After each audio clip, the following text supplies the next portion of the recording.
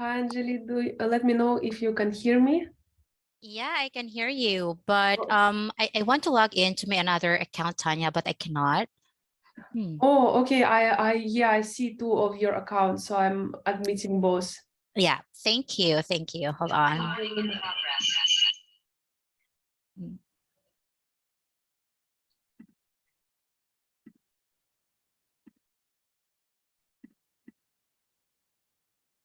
Can you hear me, Tanya?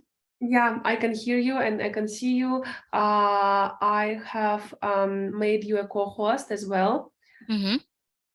All Uh, right. So and I'm not echoing on your end, right? no, all good. And Mm. I have also added Minda. She is our moderator tonight, so she will be helping to admit the students. She will be the one helping to also shortlist the questions in the FAQ session at the end. Mm-hmm. So yeah, hi Minda. Hi Tanya, hi Anjali. Hi, Minda. Good evening. Hi, nice to meet Um, you. yep. All good? Hold on. Okay. All right. I can share my screen now. Sorry. Yeah, you can just share your screen and we can Mhm. start accepting the people. So I will just do a short introduction and then we can start. Hold on. Um. hmm, Why is it I cannot move it? Sorry. Hold on. Stop sharing. Mhm.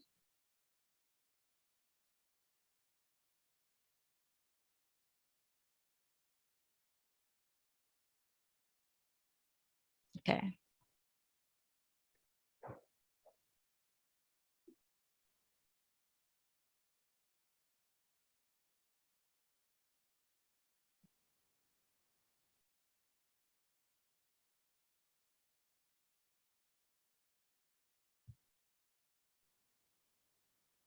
All right. Can you Okay, see my screen great. now? Yes, all good. Hold on. Let me, if I can. Okay, good. All right. I So think after it. this presentation, you will switch to the main one, right? I'm sorry. After this presentation, you will switch to the main one, right? It's I already made it continuous so that Oh, okay, great. yeah. Okay, perfect, great. Hi, everyone.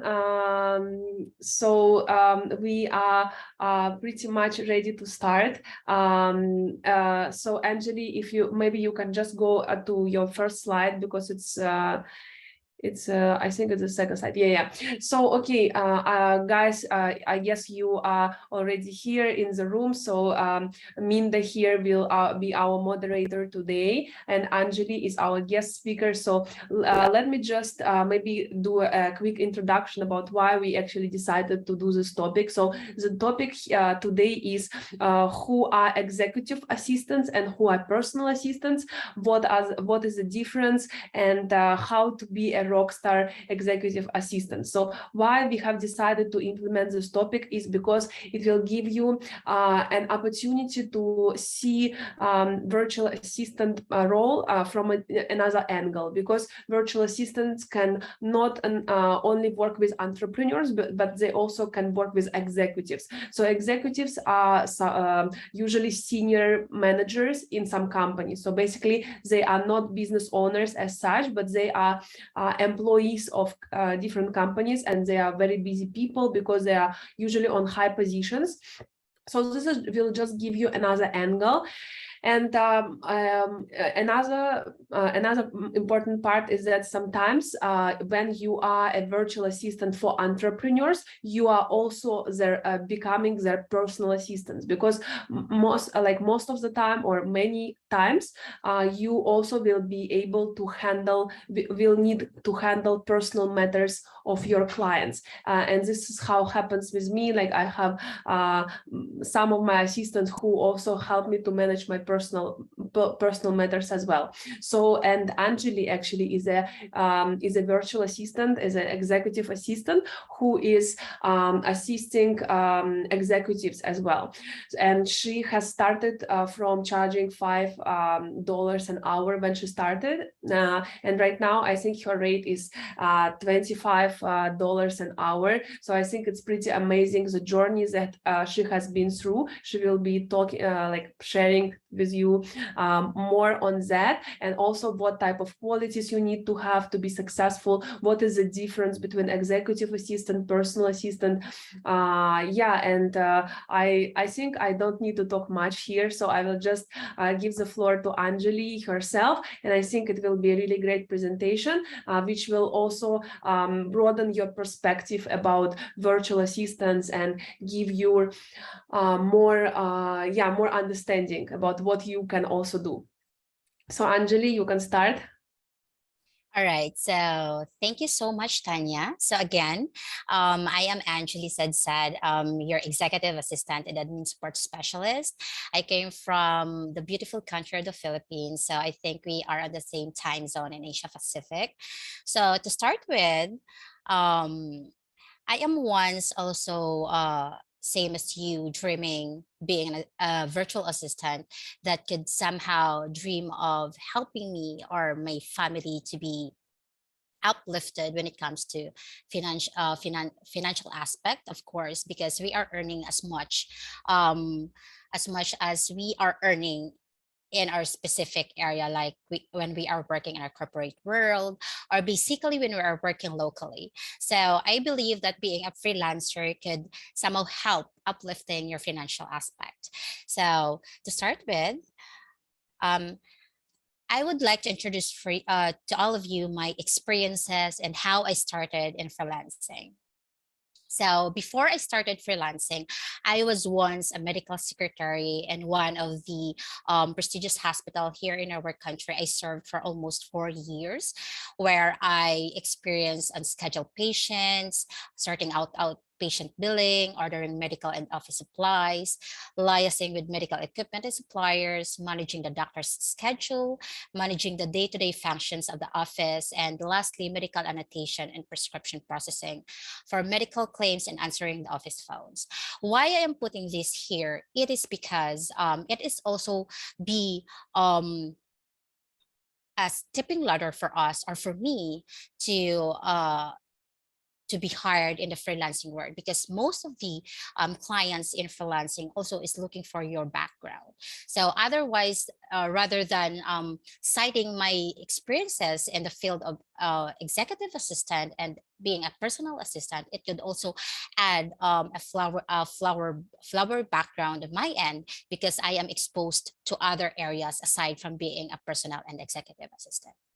So moving forward, I spent most of my time being administrative, from administrative aide to administrative assistant, until the such time that I was promoted as administrative officer too, or I am handling the operations aspect. So also, I was hired at the age of 18 and a corporate world here in our country as a frontline national agency. So we are serving or catering like disadvantaged sector. To name some of those are person with disabilities, disadvantaged person like I'm sorry, youth in conflict with the law, battered women, women and children that has been abused. So on this aspect and in this field, I was trained to be exposed and to deal with people in all walks of life. So I served the regional director, which I am acting the main point of contact. I'm also organizing the meetings, handling correspondence directed to the managers or the division chiefs, making travel arrangements. For this aspect, since I am just working in a corporate world here in our country, I am making travel arrangements, which is locally. And I'm also maintaining current filing, which I am not yet exposed to digital world. I mean, which we are using online tools, which could make our life easier and also improve current systems. I already handling email management and acting as a representative in interviews and human resource, making resolutions for hiring, and of course making presentations for meetings. So in my 10 years and almost 11 years of vast experience in this field, I was trained to be an effective and efficient administrative assistant. Most likely on this field, I honed my skills through freelancing and through my colleague who hired me as a partial virtual assistant. And I started at the rate of $3 per hour. So I started freelancing and a part-time virtual assistant year 2018 and up to this day. So to give more on that, later I will discuss about that. So when I started, I mean, to be a part-time virtual assistant to my colleague, which is located in Dubai, she told me that I could enhance more, or she inputted to me that I could enhance more my skills in speaking with other people, especially with other people that are located in different part of the world, if I will be trained as a customer service representative. So on that day, I weigh it myself if is freelancing really worth to to give up my corporate job just to dive in a freelancing world. Because in freelancing world, this is, I want you to put in mind, there is no specific or like a security of tenure in freelancing. It is in you, or it is in yourself on how to drive more, or to strive more to maintain your clients in order for you to be sustainable. So what I am thinking is that, is it worth giving up? I spent my life in corporate world 11 years, and actually I am on a regular basis, and I'm a regular employee, meaning I have the security of tenure, and if I will retire at the age of 60, I will be compensated by the government. And if I will resign, I won't be compensated anymore, meaning I will go on my path on my own. I will be earning on my own, and I will be thinking on my future earnings or something like that. So when I decided, and I weighed, if I will be toiling hard 8 hours a day, sometimes because we are a frontline agency, we are serving more than 8 hours a day. So we are spending like 10 hours, especially when we have crisis, we are spending 24 hours just to serve our clientels. I will be earning, you know, in the Philippines, we are just earning basic salary of like 360 US dollars, or like 400 USD in a month. But in freelancing, we could earn more. So I said to myself that I think if I will venture in freelancing, I could earn more and save more for my future, rather than, serving more than 8 hours a day in the corporate world, and without saving anything. So I think it is in you yourself and how to invest in your future and think more of your future by planning and earning more as much as you can. So I resigned in my 11 years of experience in the corporate world, and I started to align my thinking and think more on what I can do and how I could earn more in the future.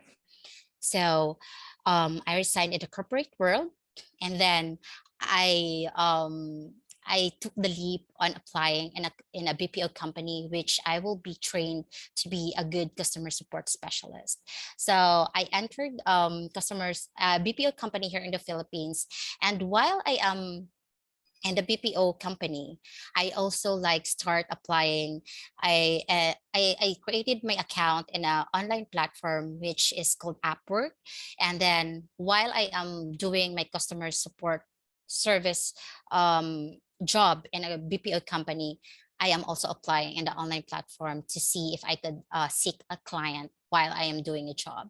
So again, it is time management that you could apply on your own so that you could seek somehow additional clients on your future endeavor. So just to name a few of what I have learned in a BPO company, again, it is optional for you if you really want to venture, if you really want to enhance your skills when it comes to dealing with people in all walks of life, and somehow enhance my speaking engagement with other people, and to enhance also my English vocabulary and my English intonation or something like that. Because in BPO company, you will be trained on how to be good in an accent, and at the same time and delivering your speech or something like that. So what I have been what I have experienced at the BPO company is I handled international people accounts, which I am assigned to handle the account limitations, and at the same time I handled US accounts, and I serve customer by providing the product and information, and at the same time resolve products and services by clarifying the customer's complaints, determine the cause of the problem, and somehow it will test your patience and how you could interact with people with with um what they call this anger with so much anger, and at the same time with short patience. And we are also trained to expedite correction or adjustments and following up to ensure resolutions. And this is the most important thing I have learned in the BPO company is that you are not working alone. You're working to the team effort. I mean, your contribution being a worker is also a contribution to other team. So you will be attaining goals not by your own, but also as team. So your contribution is very important in a team effort in order for you to succeed a common goal. So while I am being in a BPO company, I started to apply again to the online platform, which is called Upwork. That is the first online platform that I ventured to test my freelancing. And honestly, I was first hired as an executive assistant also to a executive or a company founder, which I started at $3 per hour. And I'm sorry. I started for this for my colleague. This is to give you an overview when I started my freelancing. I started way back 2018 to a colleague, and my task was just data entry in an Excel file, and then Word file, and then she tasked me to do research like in the current events, and I'm also doing the calendar management, travel arrangements. This is when I started to learn the travel arrangements, both in local and international. So she also taught me on how to do PowerPoint presentations, and also gave me hints on how to do minutes taking, which is also I will be sharing with you on the later presentation. And also she taught me on how to do database maintenance. So again, I started at $3 per hour, and now I am on the rate of $15 per hour with my colleague. So again, this is the first time that I applied in a online platform, which is called Upwork. And I found my first client in just less than a month of applying. I started with the rate of $5 per hour, and now I have $12 per hour, which on the first base, I am accountable for him, for his personal accountability when it comes to be aligned in his goals, and at the same time personal care, and getting things done for on his side, because he's when an executive or an entrepreneur or a CEO is hiring a personal assistant or executive assistant, it is because he cannot do as much as he can, what he is now currently he had on his plate. So he is actually hiring you in the future. It is because he believes you can do those unnecessary tasks that is in his or her plate. So some of those unnecessary tasks that your entrepreneur, your executive, or your CEO thinks that you could do is, you know, a personal accountability for him to do his personal care. Like you will make sure that he's doing, you know, regular checkups, regular maintaining of his or herself, like massage, pedicure, manicure, or personal haircut or something like that moving forward. And then you could also do in behalf of him or her the calendar management in order for him or your CEO or executive or entrepreneur to be aligned on his schedule. At the same time, you could do the travel arrangements, the restaurant booking, the hotel bookings, at the same time scheduling. This is also what I have done from my previous client, which is an accountant, which I handled light bookkeeping using the QuickBooks in Zero, and then refill prescriptions, meaning you will order the medicines in behalf of your client and at the same time enter client invoices into billing and tracking system. So why I am sharing these ideas to you is for you to be known or to be trained or to be equipped on how to be an effective and efficient executive or personal assistant after this presentation.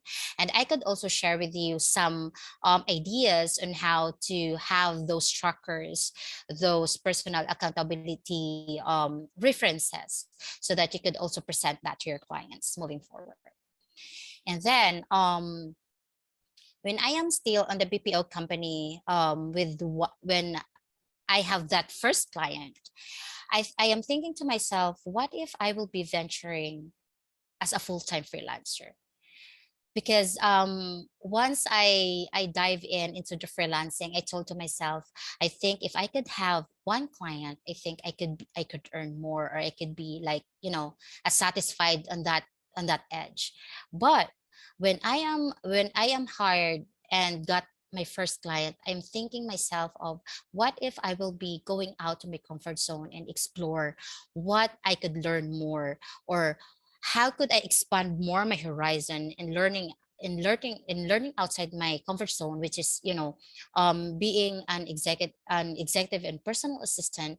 And at the same time, I could be a customer service representative or a customer service support. So that's the time that I thought that I will be adding clients. So the skill of having the time management skills will be tested here. So how you will be managed of having one client and there another, you know, thinking of adding an additional client. So I applied again to the online platform, which is called Upwork. And fortunately, I was hired again, being an executive assistant and personal assistant, a company founder, which is like a agency, marketing agency that s- helping small entrepreneurs, helping small businesses to build their systems. So on this job, I learned to on how to create standard operating procedures, taking minutes of meeting again, and then I was honed to be more effective in calendar and email management, web research and data entry.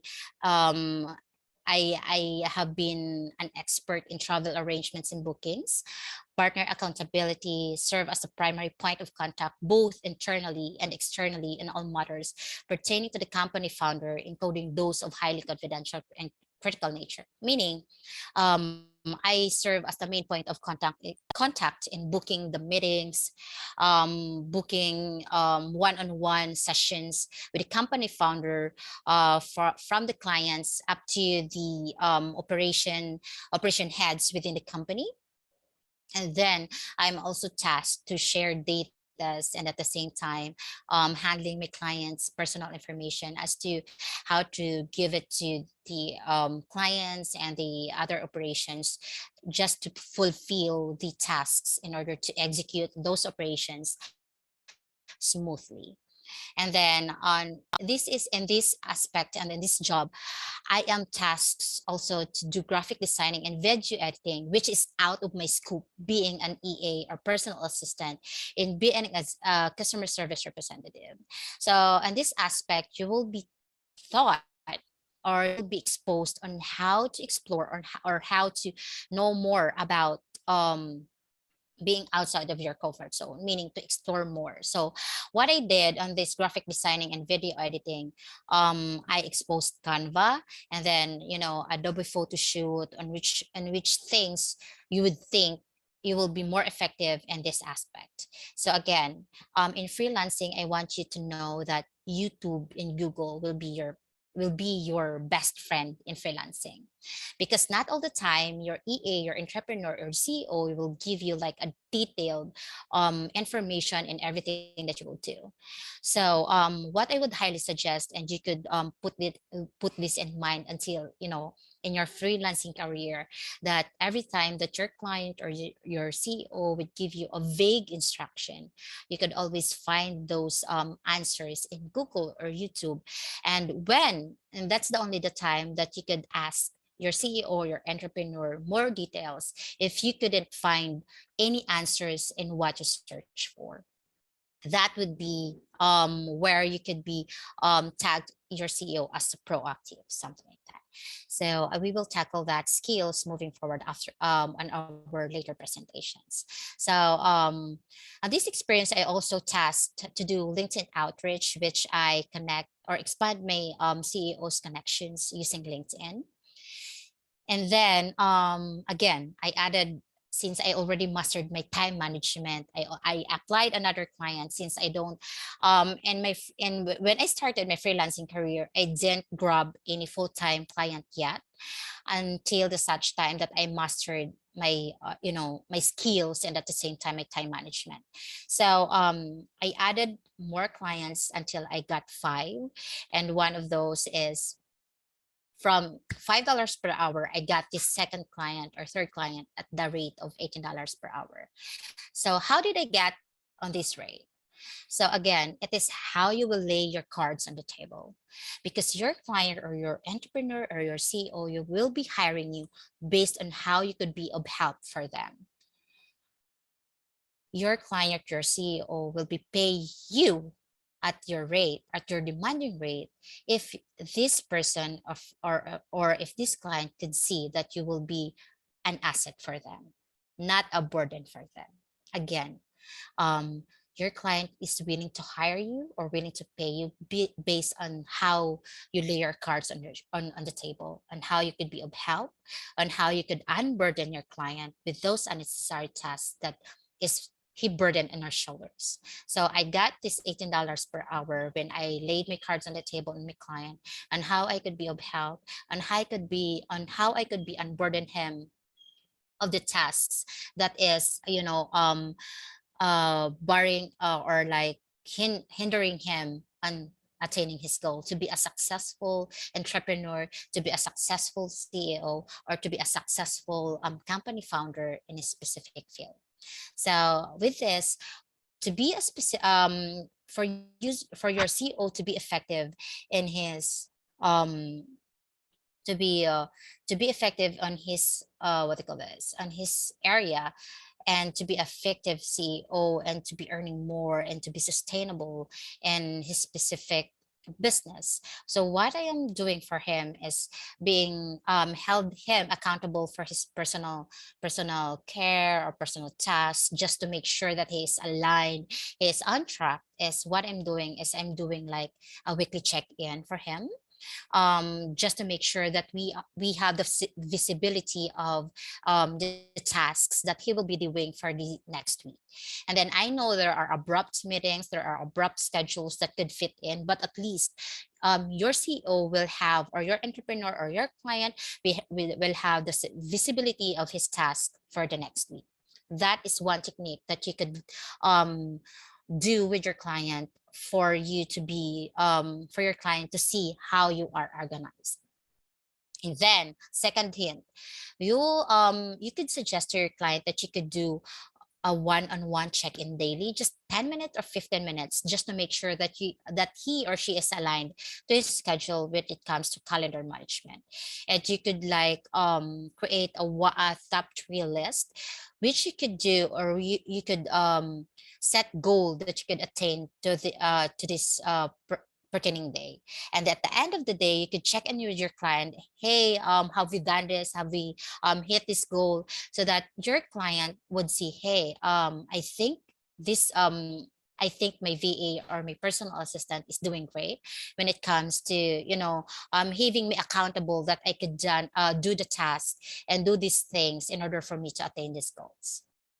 And then I am also doing the calendar management. I am make sure that his schedule is aligned and there's no overlap at the same time. But by checking in his schedule, that his meetings is all aligned and everything is in place. And also I am making the travel arrangements, which I am unburden him on providing options to flight details, hotel bookings, restaurant bookings, and at the same time, price rates when it comes to selecting flights. And then scheduling, when you say scheduling, I am scheduling his, personal affairs and business affairs to his friends. And at the same time, making sure that my client is having a personal life after the business. And then I am also like project planning on different areas and fields. And I think moving forward in our next meeting, I could show you on how to make your client, on how to help your client to align his goals per month, per quarter, and per year in order for you to assist him on how to reach that goals. And your client, I'm telling this to you because your client won't be living his daily endeavor without you, something like that. And tracking project status and sharing updates.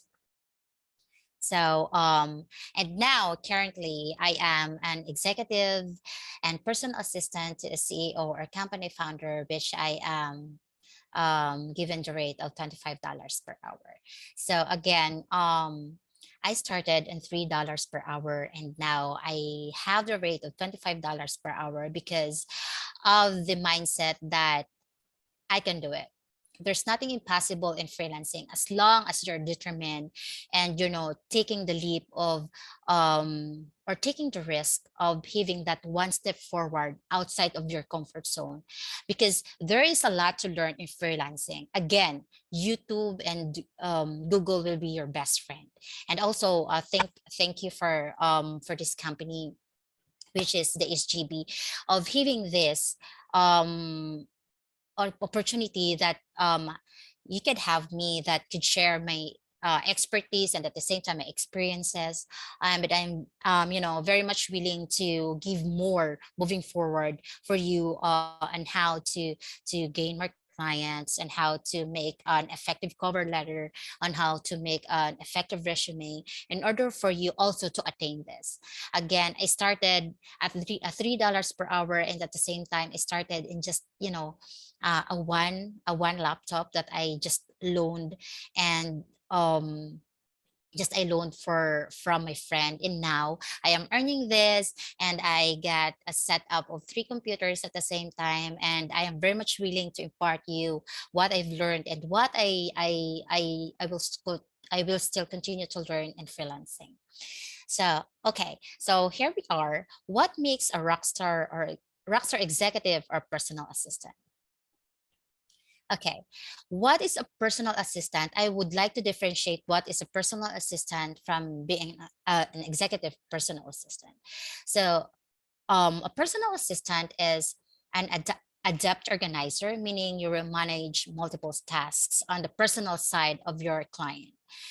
That is the diary management, meaning you will be handling, or based on my experience, I am handling the personal care, and I am dealing with the wife, I'm dealing with the kids, I'm dealing with the parents or something like that, in order for me to ensure that my client has an active communication and have his schedule aligned with her or his personal life and aspects when it comes to organizing his time, and at the same time being an effective father, friend, daughter, son, and of course, parent with children.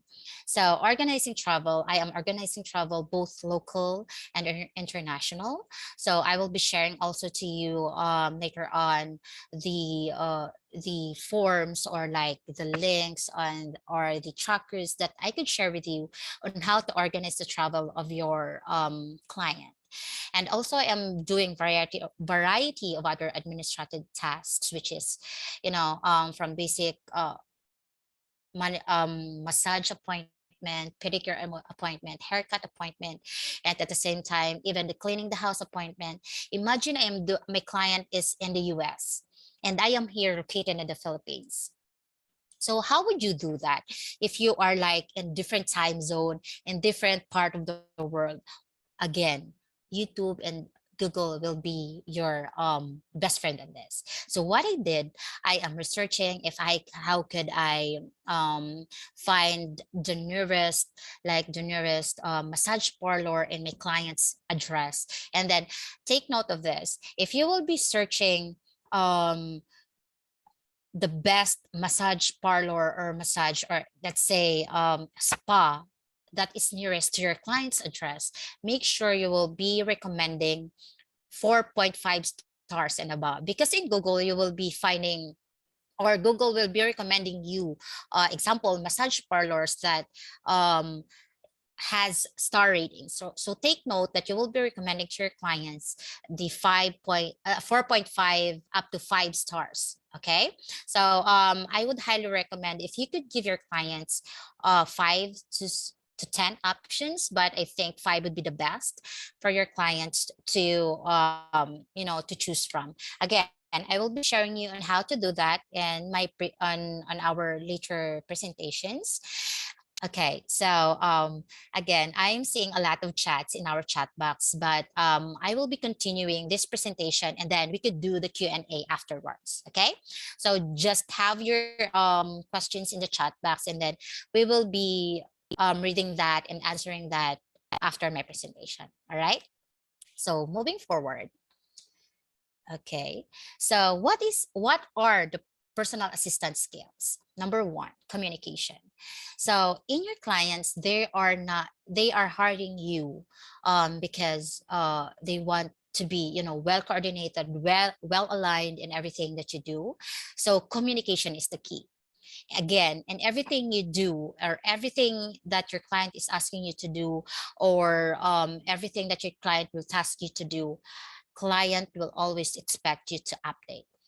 Your client wouldn't like or doesn't like to run after you.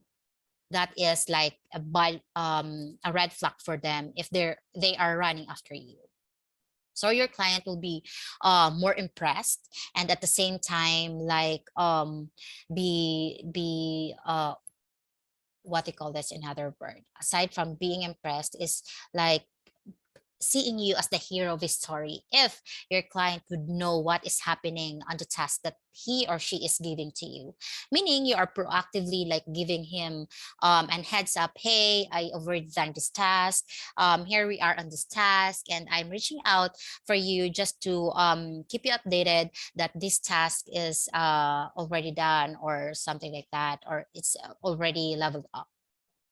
So again, personal and executive assistant perspective is, if task is unclear to you, ask. Because I always believe that doing the things right at the first time is like you're spending your time wisely. But you could just ask your client again if you already outsourced everything on your end, meaning you search everything in Google and YouTube, and then you couldn't still find a clear vision of what you will be doing. That's the time that you will ask your client, and this is how you will deal to your client. Hey client, I already searched for this task and I just found this. Would there be anything else that you would like me to be in specific in order for me to have this task done in a specific manner, something like that? Okay. And then organization, this is one of the best thing that you must possess being an efficient and effective personal assistant. time management and organization.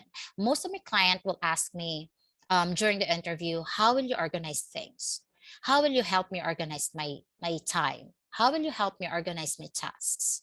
So this is how you will answer your client on this aspect, that um, you will help him organize his time by keeping him accountable or keeping him organized when it comes to calendar management, scheduling, and checking in on him from time to time. Hey, how are you doing? Have you done this task on this specific time slot? That is, you will use time blocking. You will help your client in how to manage his tasks based on his calendar or based on his schedules. And then make a list and prioritize, meaning you will be helping your client and how to prioritize these things. That is why I am recommending to have a daily check-in with your client, at least 10 to 15 minutes, to help him prioritize what would be his priorities on this day. Meaning, if he had 10 on his list, make sure that you will help your client identify what would be his priority, top 3 priority for the day. So that for you, in order for him also to be realistic and attaining that goal on that day. And then have a designated office. Meaning on this, if if your client has an office, or for you to have a designated office, it will be more conducive, or more, you will be more focused on your task if you have like a conducive office that you will be working alone, especially if you have kids.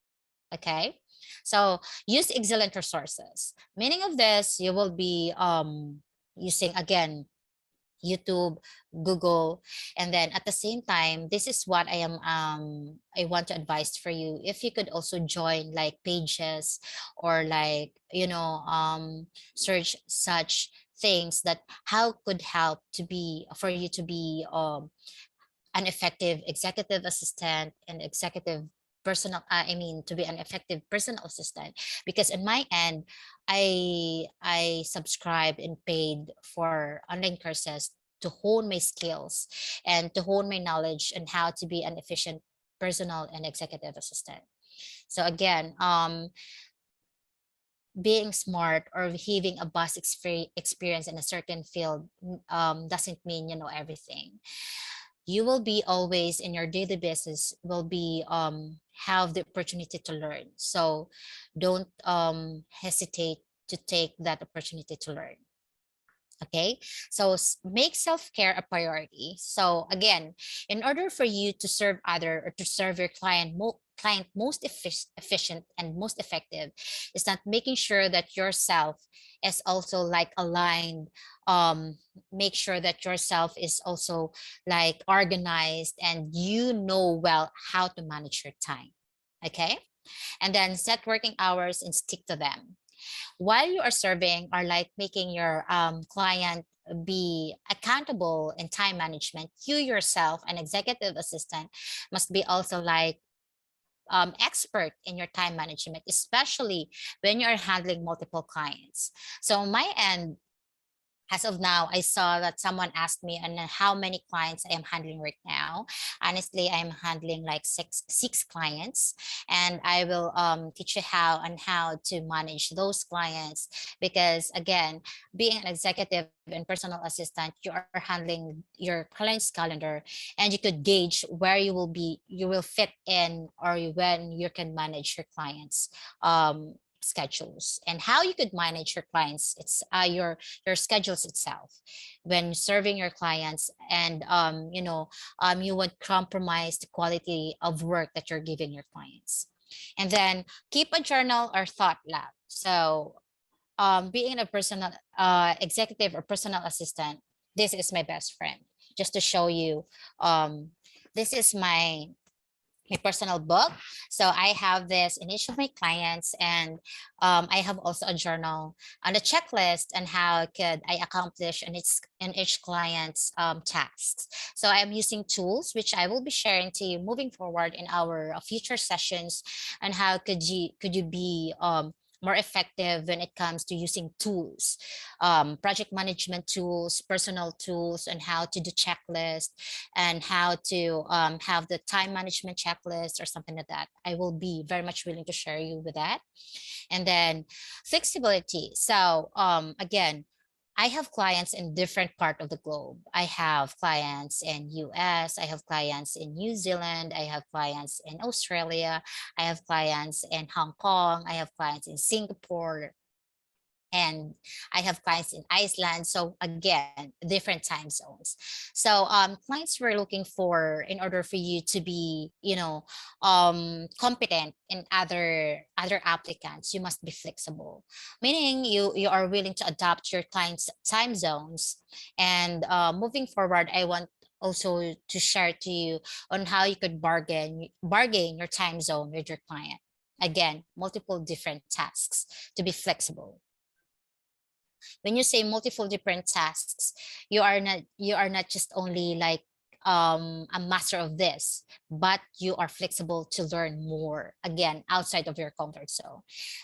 When I started in freelancing, I am just, in the circle of calendar management, research, data entry. But again, I took the leap of have that one step forward on learning graphic designing and video editing. So another, this is the most important thing um, that could a personal assistant would have. Be proactive. So your client will always be relying on you on how you could be of help to his business or to his personal life by being proactive. So don't wait for things to do. Always reach out to your client. Hey, client, why we could do this? I think it could help you organize your things if we could have this, this tool that could help you maximize your time. And then we could also have this tool or something like that. Always book, thinking one step ahead of your client.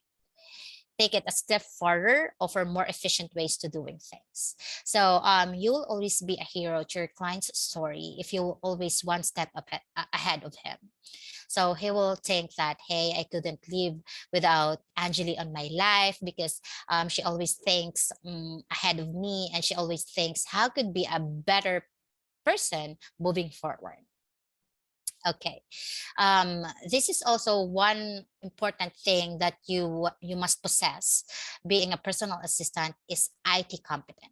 So meaning you will be, in order for you to be more effective in your client's life, if you are like, exposed to tools that could make his or her life easier, because making use of technology nowadays could make life easier, guys. So make sure that you are like computer literate, and not necessarily that you will be learning codes or something like that in order for you to be an IT competent.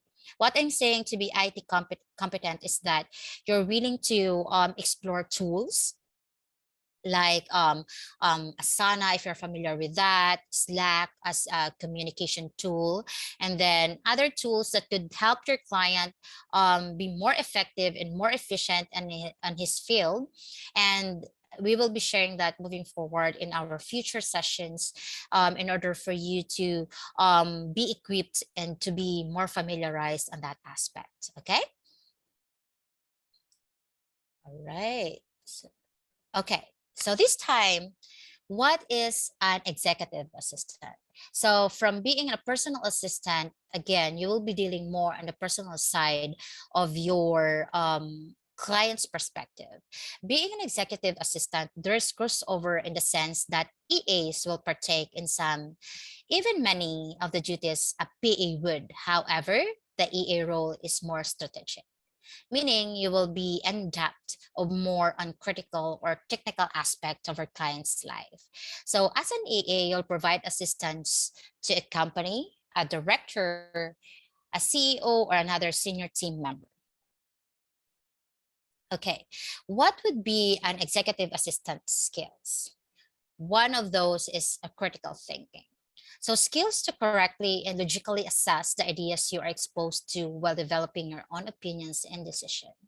So when you say your CEO, your executive, or a company founder will hire an executive assistant, meaning you will be shadowing your executive or your CEO. You will be his like a clone, meaning you will be acting in behalf of him or her, like executing ideas in behalf of your CEO or your client, meaning you will must have that ability to think um as him. By the first step would be knowing your client's business. Think of your client's business as your own, so that you could also think on what would be the good ideas, what would be the good ways in order for that business to expand or to make sustainable. That would be the skills of critical thinking that would be more helpful for you in order for you to produce or to have the resolution that your client would be needing from you. Okay, another thing is problem solving. So research and find a way around the issue. So your client will be hiring an executive assistant that could like solve the problem for him. Not your client will be, solving the problem for you.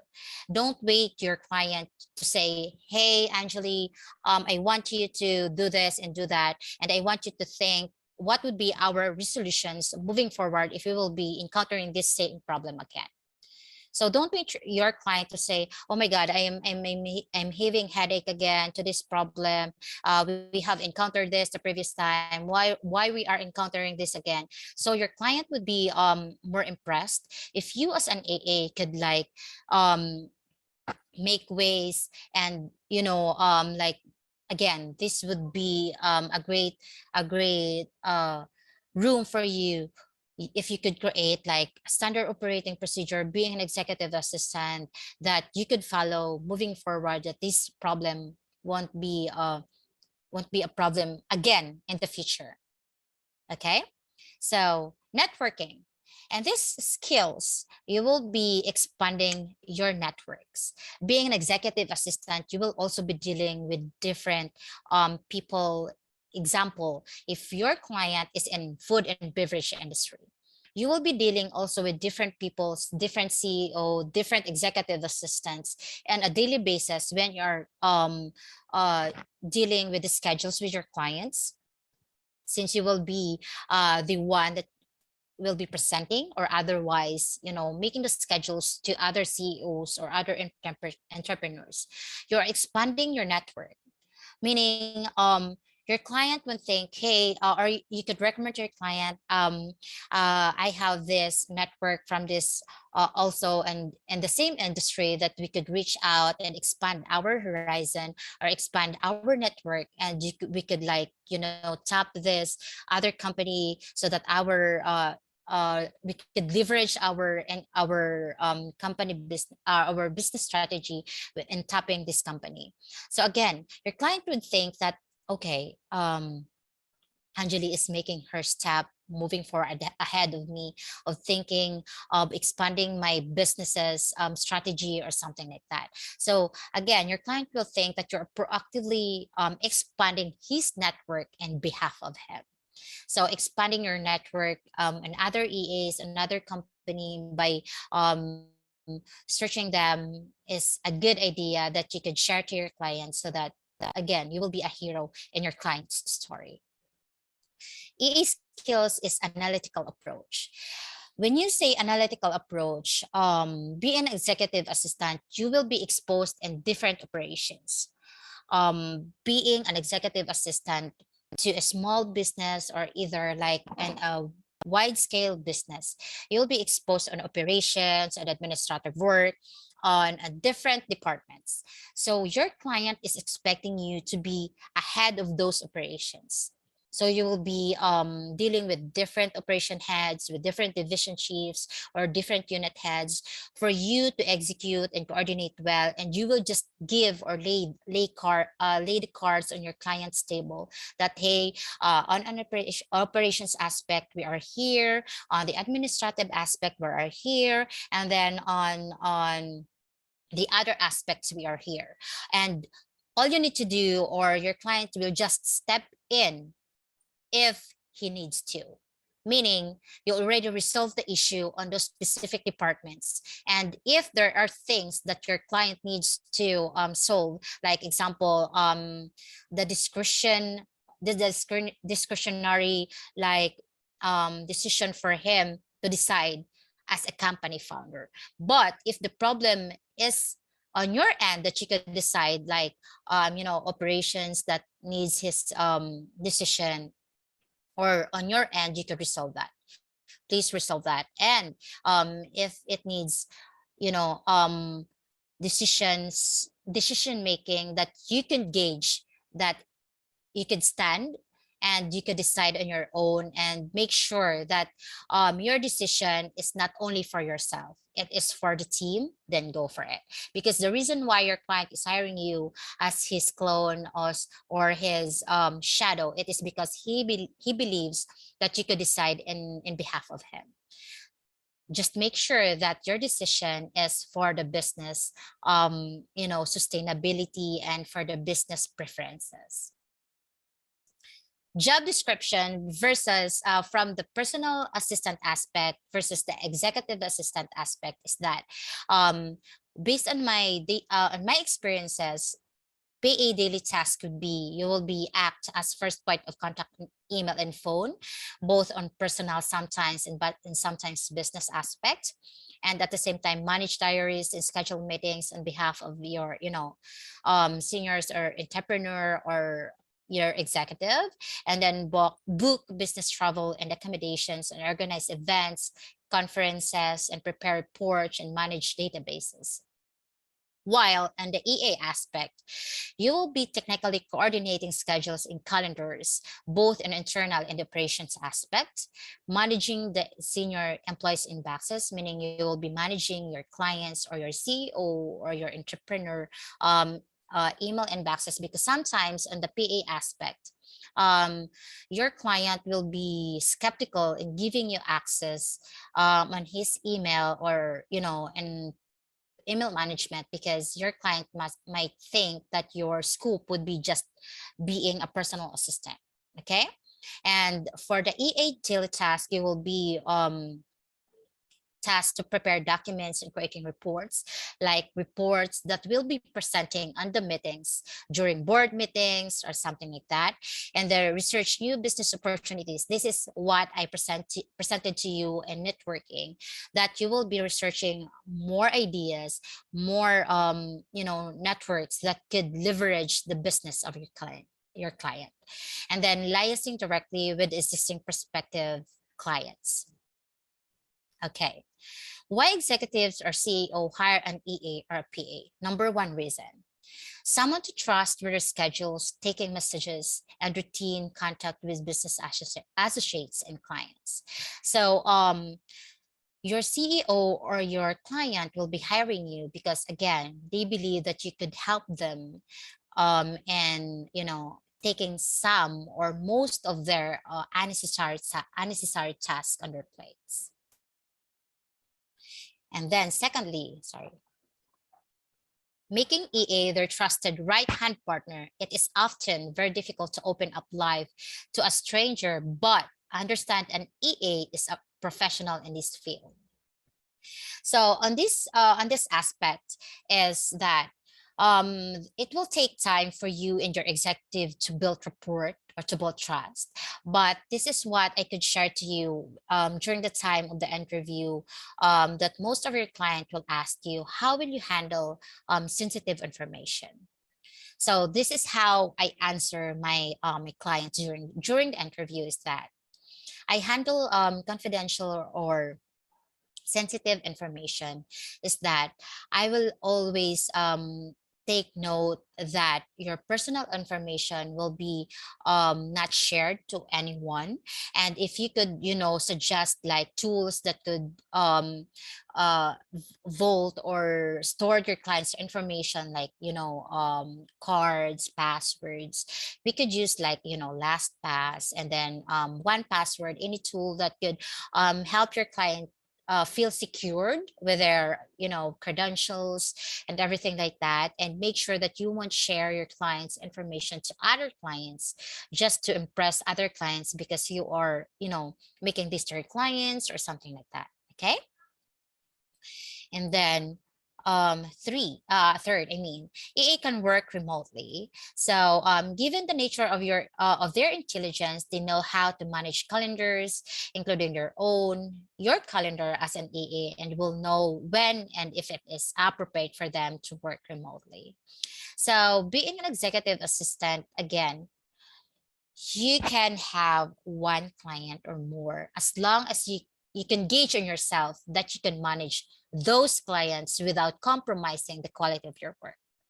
So work smartly, meaning when you are working remotely, you are given the opportunity to work on your own, and giving you the opportunity to work any part of the world, even if you're in the kitchen, if you're in the house, or even if you're in bed, you will be given the chance to own your time.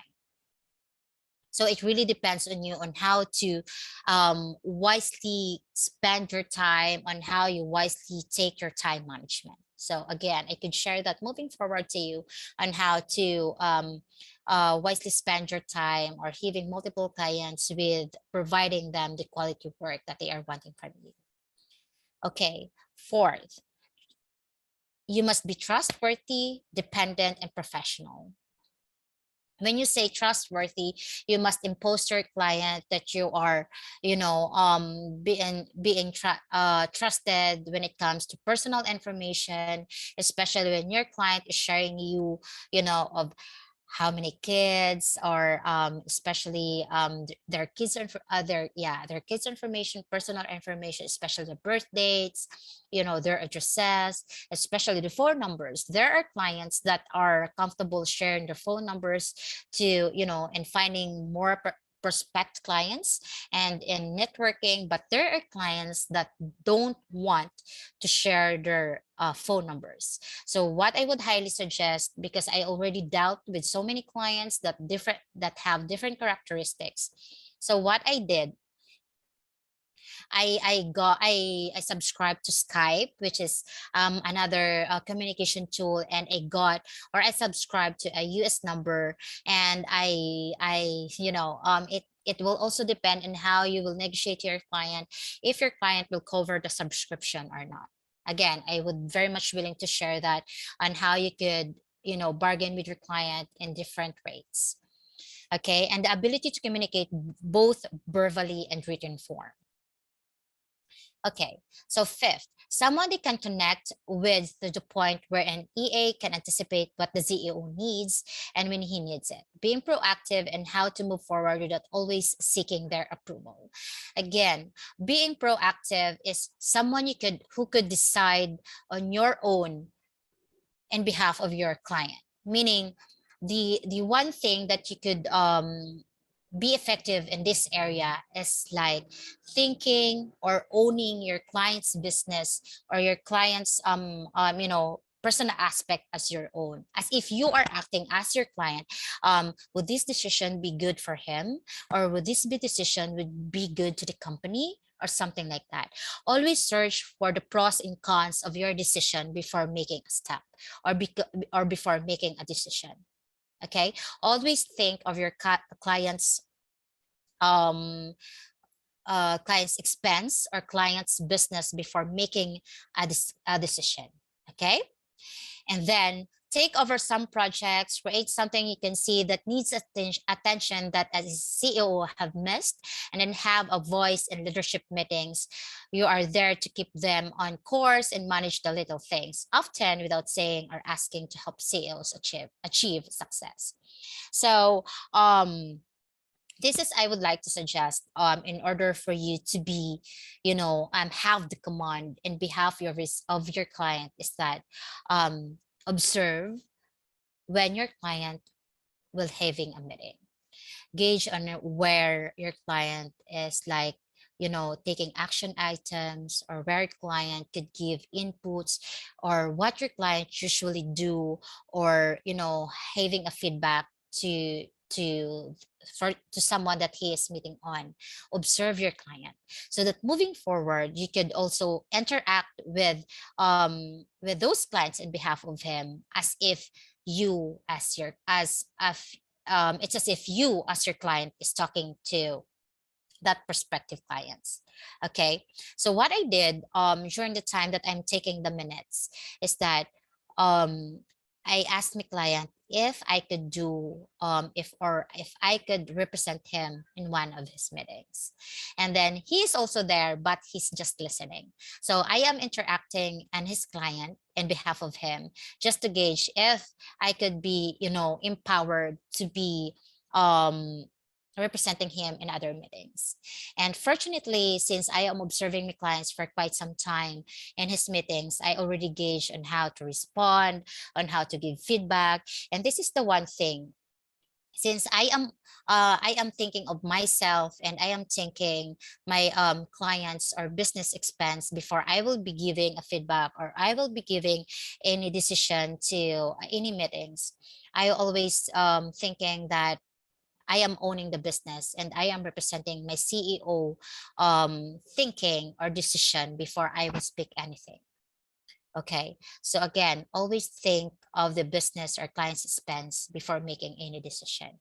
So if there's anything that I am in doubt, if there's anything that I could gauge on myself that I could decide in behalf of my client, what I'm doing is I'm taking note of that topic, and then I can make sure and I can assure the client that, hey, this topic I couldn't decide, but I want to make sure that I will be circling back to you when I have the answer from my boss. Okay, just to make sure that the client that you're talking to is like being leveled up, that you cannot decide in behalf of the company or in behalf of the business, and you could give and assure that client that you will be giving the specific answer that he or she is looking for, rather than giving him like a false hope or a bad answer that is like contradict your CEO's answer. Okay, so always think that if you're not, if you're in doubt and then you're not decided that it would be for the good of the company or for the good of your CEO, just take note of that, and then you could circle back to that client and via email or via text, just to make sure that you're giving the correct resolution. Okay. And then someone CEOs can be transparent with. Normally, there is no secrets between the two of you unless it's a state secret. I mean, a very confidential aspect. And then EA should understand respects confidentiality. AAs operate as an information wall. So meaning, and most of the time, since you will be cloning or you'll be shadowing your executive, some executives will share most of their confidential information to you, and some will not. But respect your client's confidentiality if he or she doesn't want to expose or to share with you some of those confidential information. Just ask those information that is in need in order for the tasks to be done. Okay, and make sure that to ensure your client, or to make sure that have your client the feeling that his or her information is safe with you.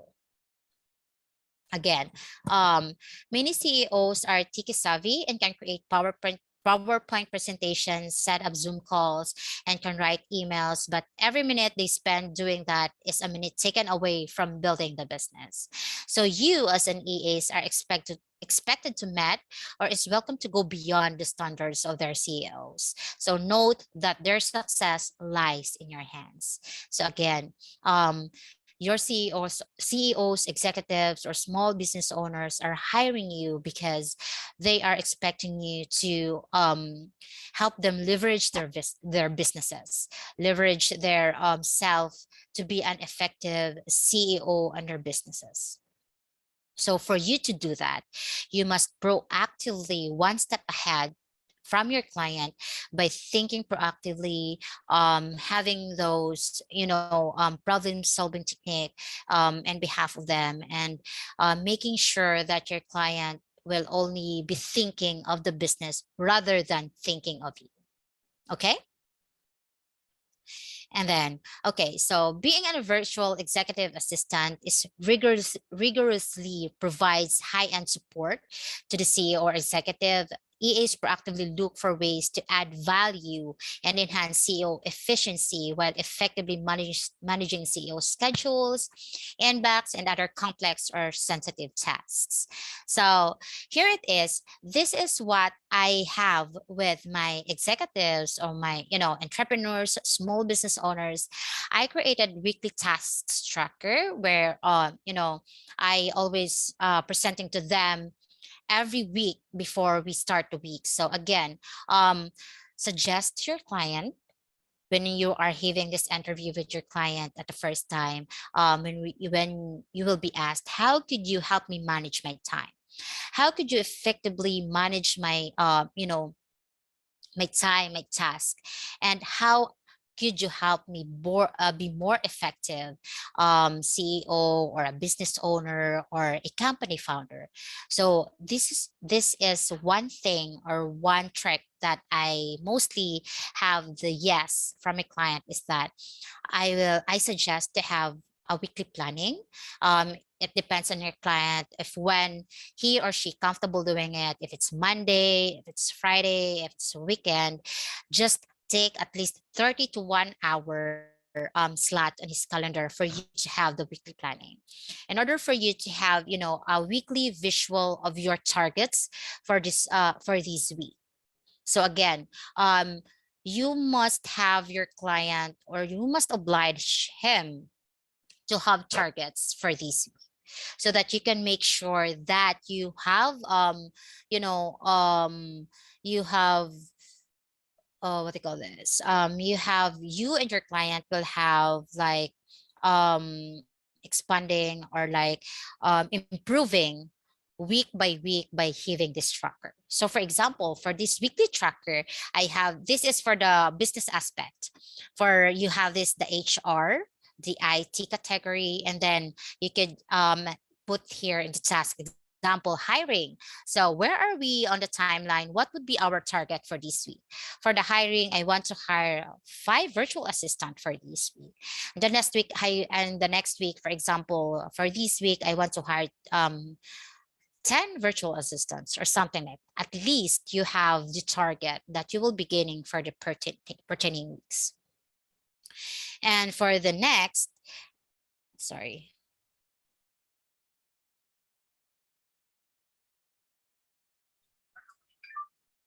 Okay, for the next week, you could have this.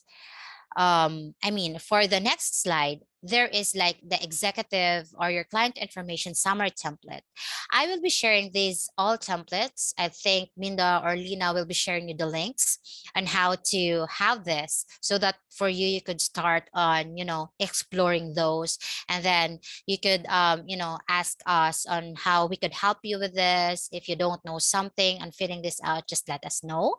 And this executive or client information summary template, there would be or in this template, you could store all your clients information, so that if your client will give you vague instruction, hey, I want you to book this, I want you to book that, and I want you to, for example, have this specific vendor or something, you could like order a flower for me for my wife, or if you could like order a simple present to a client in order for us to to impress the client, in order for us to get or close that deal, you could store it here.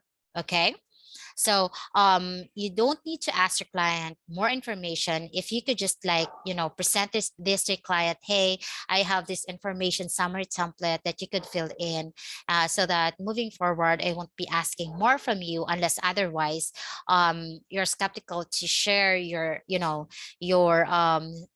sensitive information. Just let us know. Okay. Just to respect your client's confidentiality. All right. And then this ritual tracker is also another hint that you could share to your client, um, that you could give him a hint that he could have a life after his business.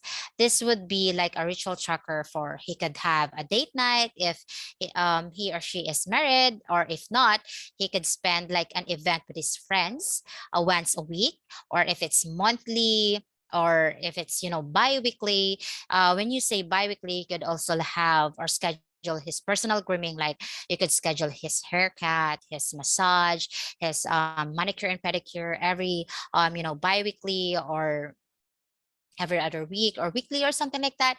You could present this to your client, and you could tackle this one every weekly meeting, so that your client would have a visual, visual um schedule with timely schedule with his personal aspect or business aspects when it comes to ritual tracker. This is to monitor his or daily, weekly rituals, and check the progress and how you go and re-engage your incomplete goals to start a new one. So exercise tracker. So in order for your client to be sustainable in his business or in his personal aspect, it could be good for your client to be fit. So you would highly suggest, if your client would be on track on his physical care or personal care, by reminding him or her and exercise tracker. So I created this one, just also could have a daily check-in with your client on how is he doing. For example, if you could suggest meditation, or like journaling with your client, or exercises, or some of your clients, when he or she is a pet lover, you could suggest to have a dog or a family walk, and then you could have this checklist. And then at the end of the week, or at start of the week, you could discuss with your client, hey, we are progressing with this aspect, but we are not progressing on this aspect, so how we could be more effective on this by the following week. By having this tracker, your client would have a visual, you know so visual aspect of how he could improve his personal care by having this. Okay. And then on the calendar proofing checklist, you could be an expert in calendar management by handling multiple calendars with your clients. If your client is dealing with with his seniors and other operation team members or something like that, you will be handling an executive assistant multiple calendars. Like you will be handling more than five calendars in just one calendar. So moving forward, I will also be teaching you on how to do that. If your client is using a Google Calendar, if your client is using Microsoft Outlook Calendar, I could teach you on how to manage those calendars. But to make sure that your client has no overlap schedules, and to make sure that you're also aligned with your schedule, with your client's schedule, you must have this confirm appointments to avoid no shows, and then add addresses, review locations, confirm room reservations of if it's either like a face-to-face appointment. You must ensure that you have reserved the room, or you already like confirmed the catering, and always make sure that you already added the Zoom links, or it's either the Google links. And then just make sure that you have the meeting agendas, and then always ask this from your client's perspective or your client's scheduling appointments, request the phone numbers for meeting attendees in case of the last minute contact needs, because sometimes your clients cannot, virtually attend a meeting and he or she wants to reach out with that prospective client via phone. So it would be highly appreciated if you could ask the phone number of the attendees, and then ensure that there is enough time, like 10 to 15 minutes in between meetings for bio breaks, mental resets for your clients. But based on my experience, 5 minutes would do for your clients to have, bio breaks and then stretching or something like that. Okay, for note-taking template, again, it will really depend on your client, which they are comfortable of making the minutes, but this is just like a template that I have a generic template, which you have the purpose, the different items, the notes, and most especially the action items. And don't forget the date of the meeting. And if you could also have here in the different items, the attendees who attended the meetings, and then always take note the time of the meeting. And then the practice of recording information by taking notes, the AA records the minutes of meeting, ensuring everything is accounted for. So I think you already encountered the email management, but just to give you another, another skills or another hint on how to manage your client's inbox, I would highly suggest inbox zero. It will help you. Again, the words zero derived on having the inboxes of your clients zero messages. So inbox zero is our rigorous approach to email management aimed at keeping the inbox empty, almost empty at all times. So I will be sharing you the link for this so that afterwards you could also check and explore on how to do it on your end. Okay. And then on this end, because I have also clients that wants to be notified of the big news of a certain topic, but doesn't have the time to research online. So as an EA or PA can research and save all news for the executive to read once he's free. So I have this tool, and you could also like take note of this. This is Packet.com, which you could browse the current events, and then you could highlight those important descriptions and that notes, and then you could just like save it, and your client will have, if he or she had the time, she could just browse it and then read those. And then just to give you an overview, this is a free subscription for the first timer, and then moving forward, if you want to explore more of its features, your client could can subscribe, but more of its features is free, so it's not necessary for you to pay. Okay. And through Packet, one can provide you the news of the day for the topics you wanted to be notified for. All right, so I think that would be all for this presentations. And if you have any questions, you are now welcome, and I will be very much willing to answer those. Okay, thank you, Anjali, for your presentation. So we will start to answer the question from the chat box first, and then after we finish to answer, we can if students have the question, they can raise their hand, and they can raise their hand. Sorry. It's okay. The first one is from Eman. Hey, Anjali, just a question. So you have an account in Upwork. Do you think it is worth using Upwork as a beginner? Okay, so thank you, Aman, for that question.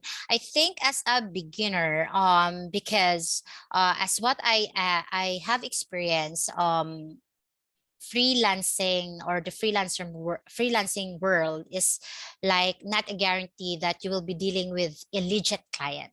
Some of the clients are, forgive for my word, but scammers. So I found Upwork to be like a platform that can assure me that everything is like, you know, paid for or something like that. But although nowadays there are like scammers in Upwork, but make sure, and I could also share to you on how you could gauge or how you could make sure that this client is legit.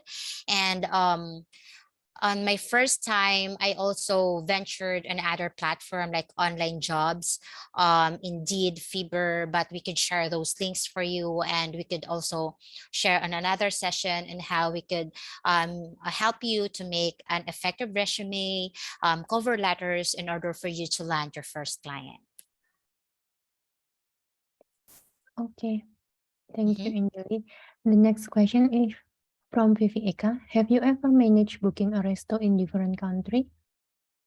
Yes, indeed. I already managed to book a different restaurant and a different countries. Again, I am serving US clients, you know, clients from Australia, Europe, or something like that.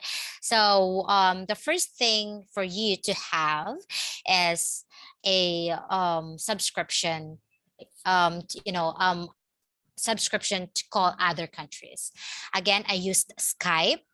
Skype is another communication tool that you could call another countries.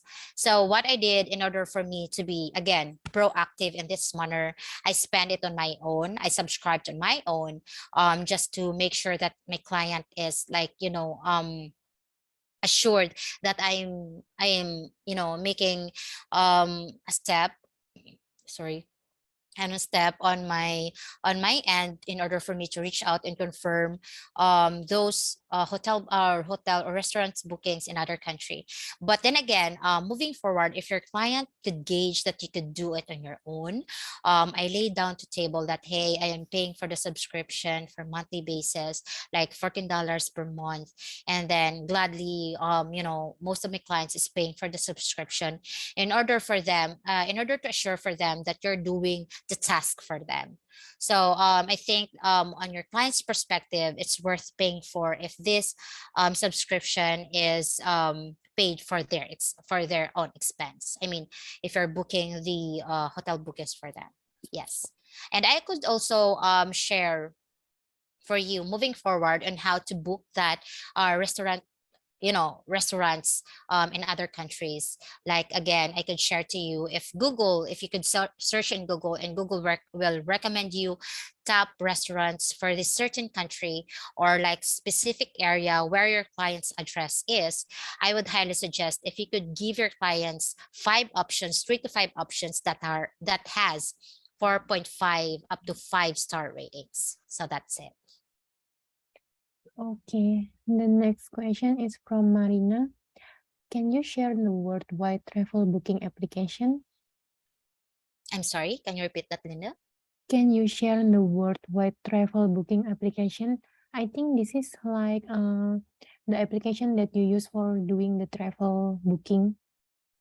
Oh yeah, of course. When it comes to flights bookings, or yeah, of course, I could share to you. But the basic flight booking that I could share are Google Flights. But I could share the links. I could give you 5 flight details, hotel bookings, restaurant bookings that could give you good reviews. I mean, yeah, that could recommend good reviews for your clients. I could share that with Lina or Minda so that they could also share it with you.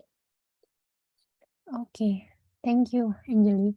The next question is, can you share the step-by-step how to book a hotel, flight, and etc. from different countries? Sure. I could hold on. Sure, I could share that. I think hopefully Tanya and I could like give this in another session. I will be giving you step by step on how to do it, and at the same time we could give you links where you could like book all in one, the flights, the hotels, and the, you know, the restaurant booking, so that you will be having a one-stop, you know, a one-stop shop where you could refer to your clients and a timely manner or a specific small amount of time. Okay.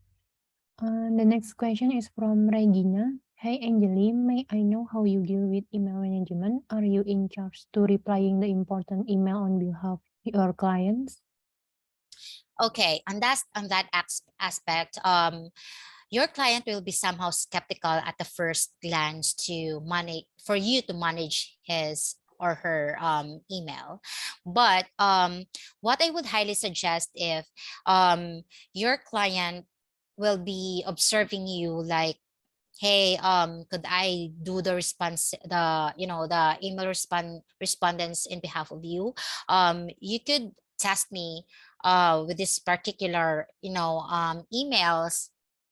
You could ask your client 5 emails and you could send back to him or her the way on how you could respond to that emails, so that your client would gauge that you are like, heaving the the leap of getting that to his shoulder, the by taking the responsibility of having the email respondents on his behalf. That's a good step of being a proactive. So you could ask your client if, hey, could I do the email responding to you? If you're skeptical to hand it over to me, you could test me by giving 5 emails, and then I could do the response, and then you could check if I am capable of doing that for you, or if you could like give inputs and how I could respond that for you, and moving forward I could do it for you.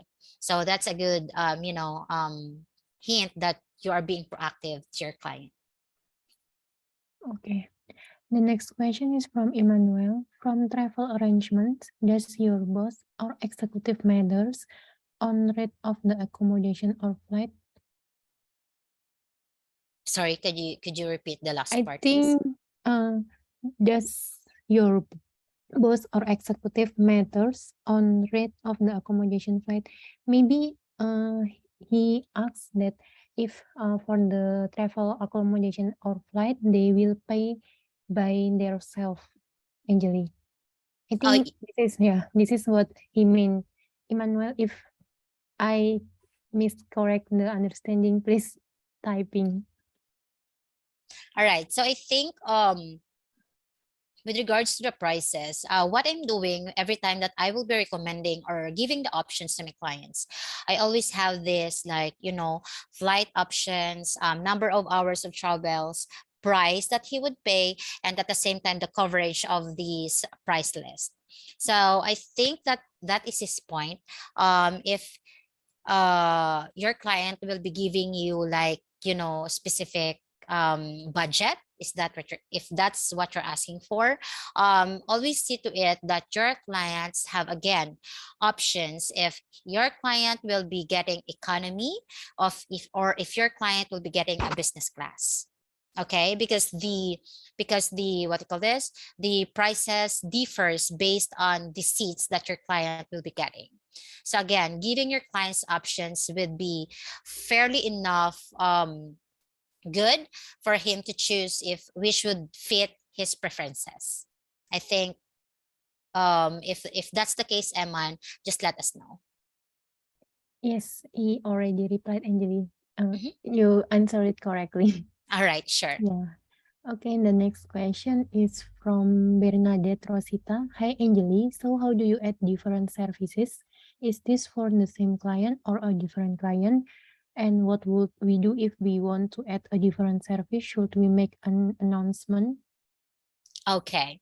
So again, being an executive or personal assistant is like you are a jack of all trades. Your clients, especially when they are posting a job, a job vacancy, they are always having the job description listed down.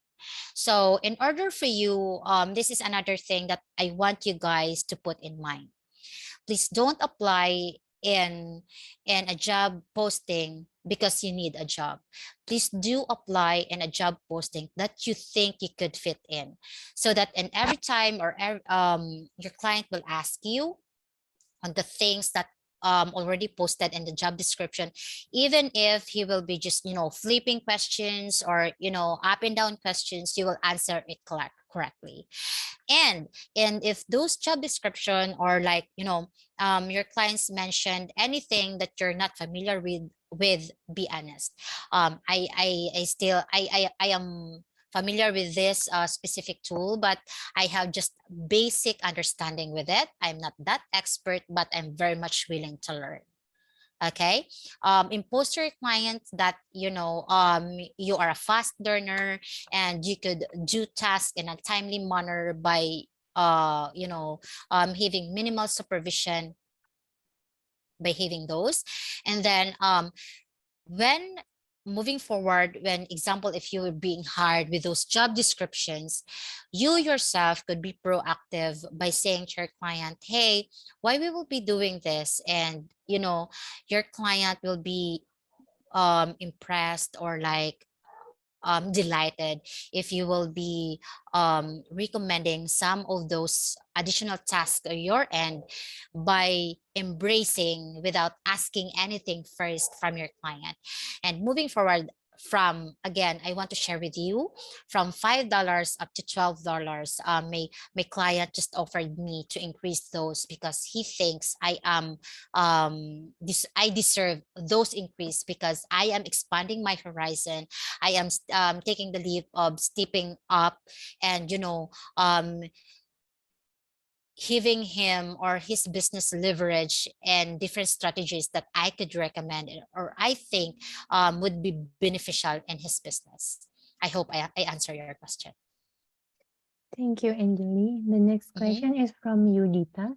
Hey, Angeli, how do you use graphic design and video editing as a PA, and how well do you need to learn design to services as a PA?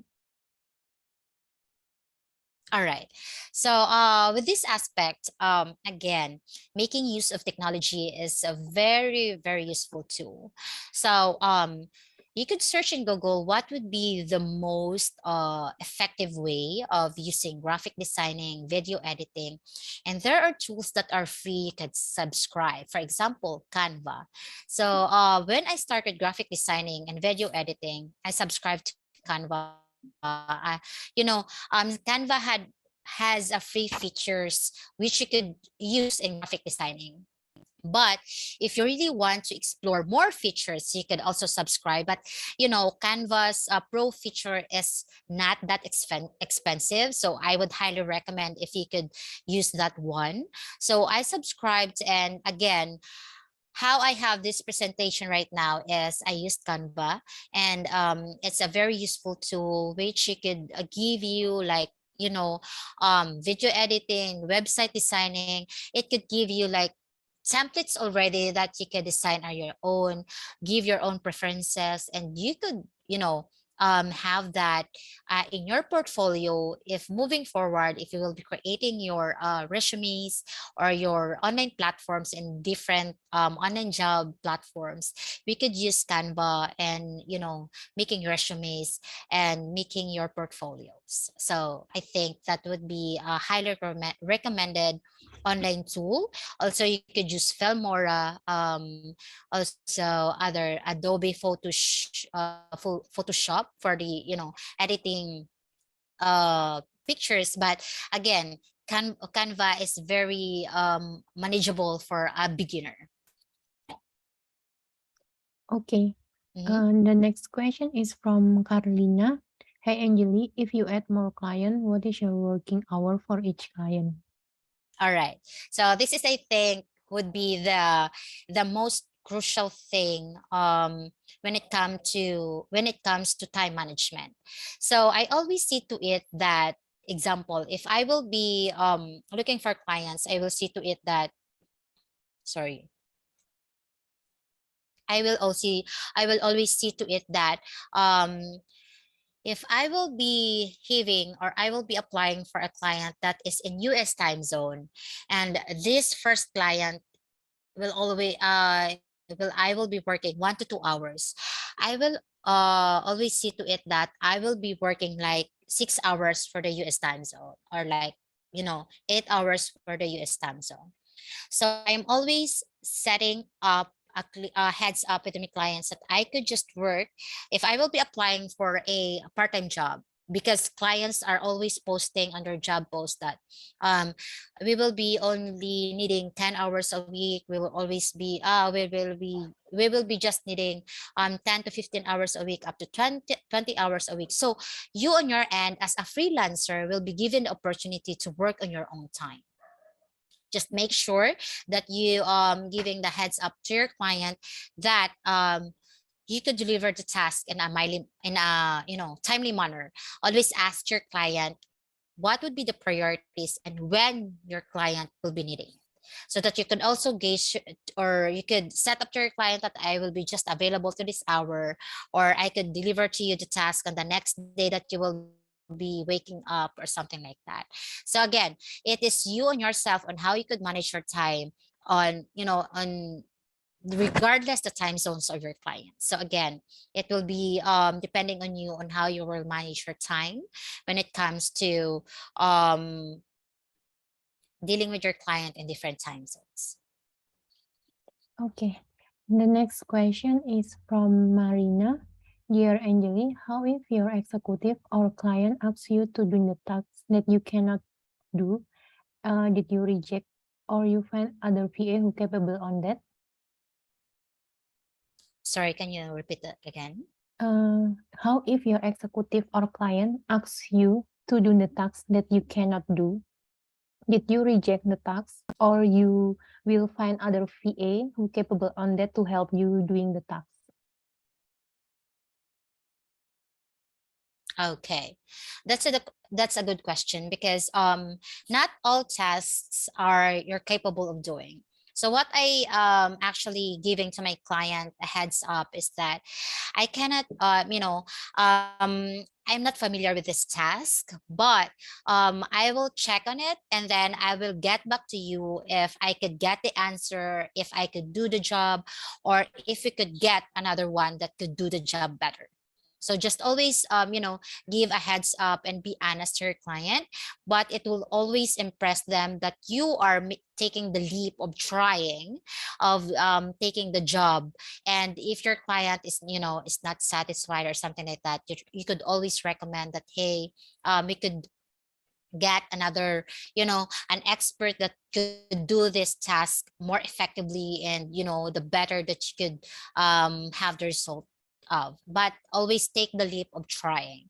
Again, there's no harm in trying until it makes perfect. Thank you, Angeli. The next question is from Rustina. When you start freelancing, how many hours you set up for a client per day? Okay, so when I started freelancing again, I started freelancing 2018 when I am still in a corporate world with which I spent like 8 hours to 10 hours a day. So I started 2 hours when I still working in a corporate world. When that I started $3 per hour, and then when I resigned to the corporate world and thinking of venturing full time in freelancing, I took the leap of getting the client 15 hours a week.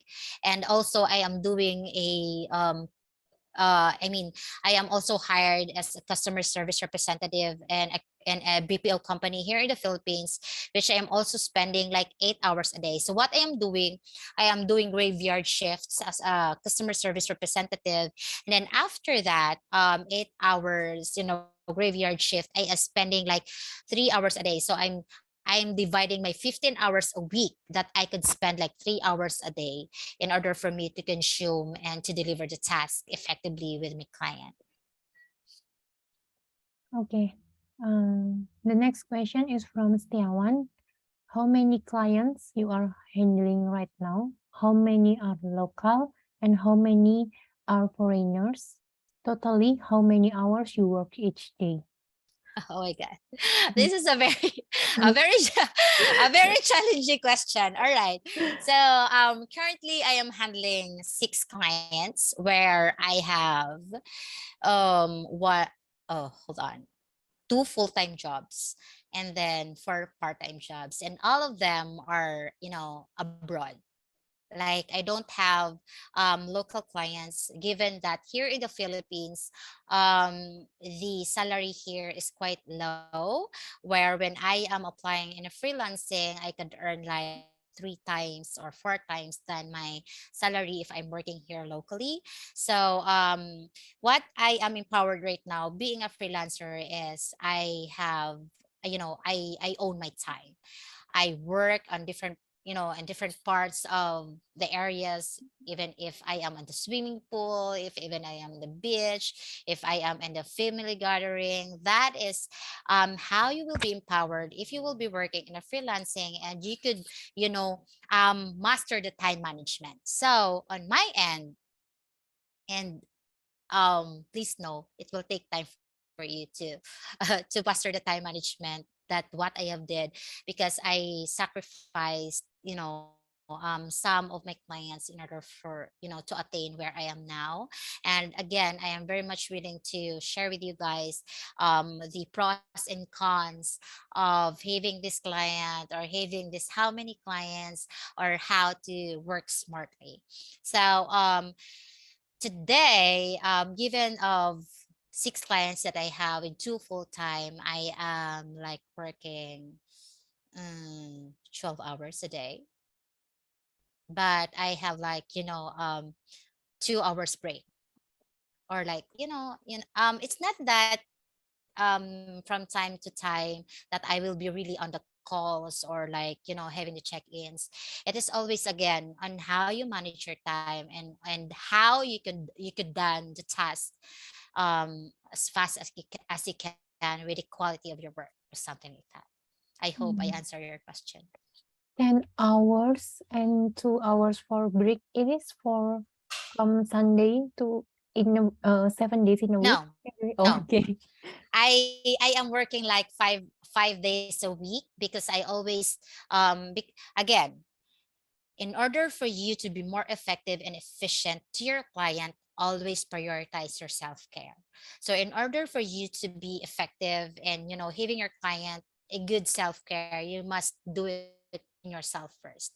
So I always see to it that I have my weekends spent for my family, because I am already spending, 12 hours a day for the working. And when I shut off at the 12 hours, I will just keep the remaining time to have enough sleep, in order for you to be more productive, and at the Yeah, same time, more be effective if if you have enough sleep. So yeah, agree. mhm. Okay. The next question is from Elizabeth. May I know how many hours you work as a VA? Oh, I think it's already answered, yeah. And is that burn you out in order to make your client comfortable? Whoa, that's a good question. Okay. So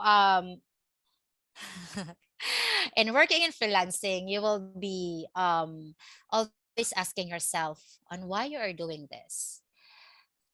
Why in the first place I am doing freelancing?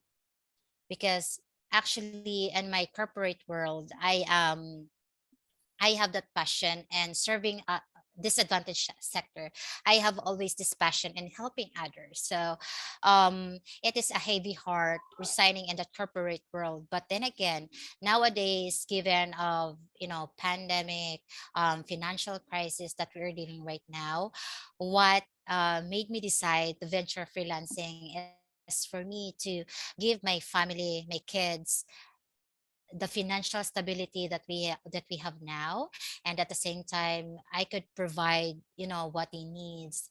And also the that mindset is what I have when I pictured out when I will venture freelancing. But along the way, I developed the passion of helping also others, in the way that I could provide my assistance and, unburden them of the unnecessary things that they have on their plate, especially my CEO and other team members.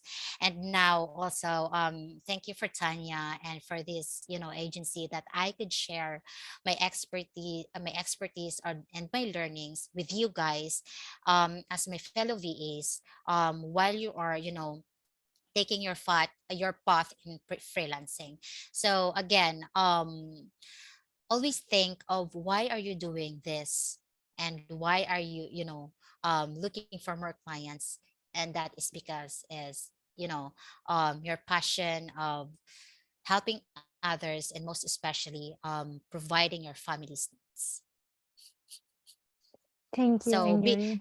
yeah, again, the word burnout will always come on your way, but again, always think why you're doing that. And then, when you're burned out, you'll always be saying to yourself, oh my god, I have to wake up and, keep myself up and running in order for me to reach my goals, pay the bills, enjoy what you're doing. And always keep in mind, in order for you not to burn out, always go to the niche. Not, being a virtual assistant is a broad, field. You must always know what would be your niche. It's either be a graphic designer, be a social manager, social media manager, be analytic researcher, or like personal assistant. Because a personal and executive assistant is a very broad task, meaning you will be jack of all trades. So be sure that you could do that on your end, and you are very much willing to learn all of those, so that you will not burn out. I mean, you will enjoy the ride while you're making those tasks that is thrown to you by your client. That's a great insight, Anjali. Thank you. Mhm. The next question is from Rosmaiga. Hi, Anjali. What is the biggest challenge you have for being a virtual executive assistant?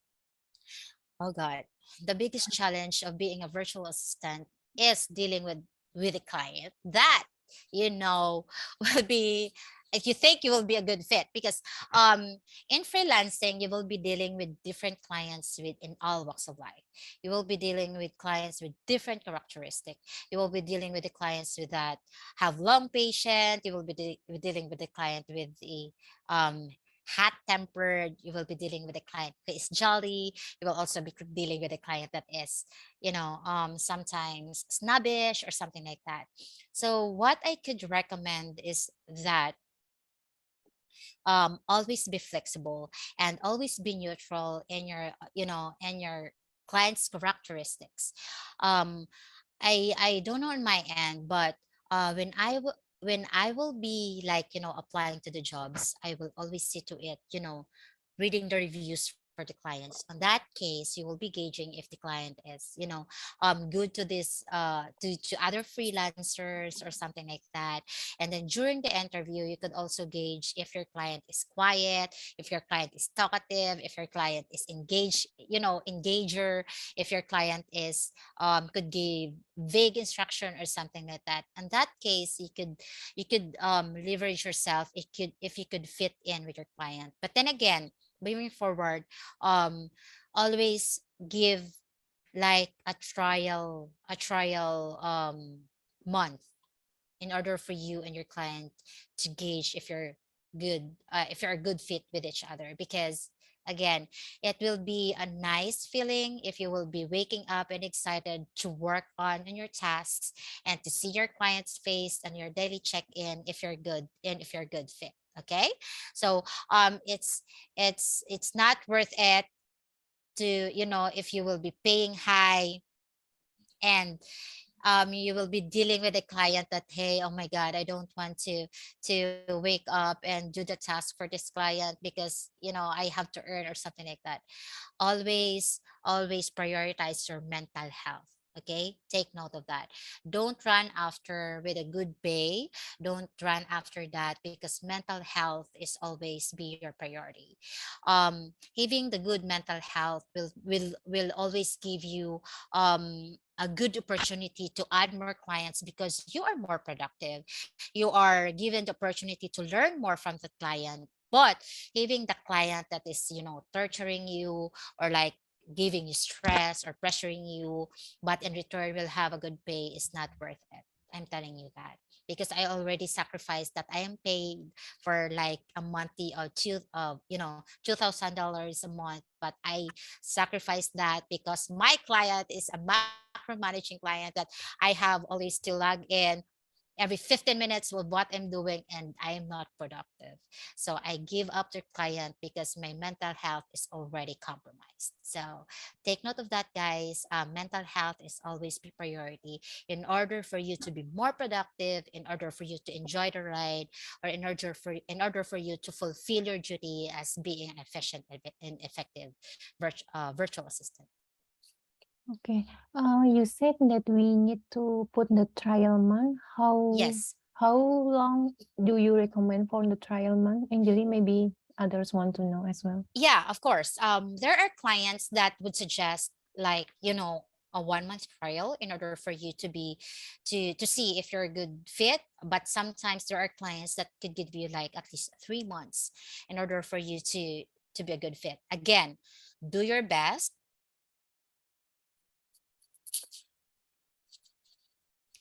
Again, do your best on that first, or if your client will give you like 1 month up to 3 months, give your shot, the best shot that you could get.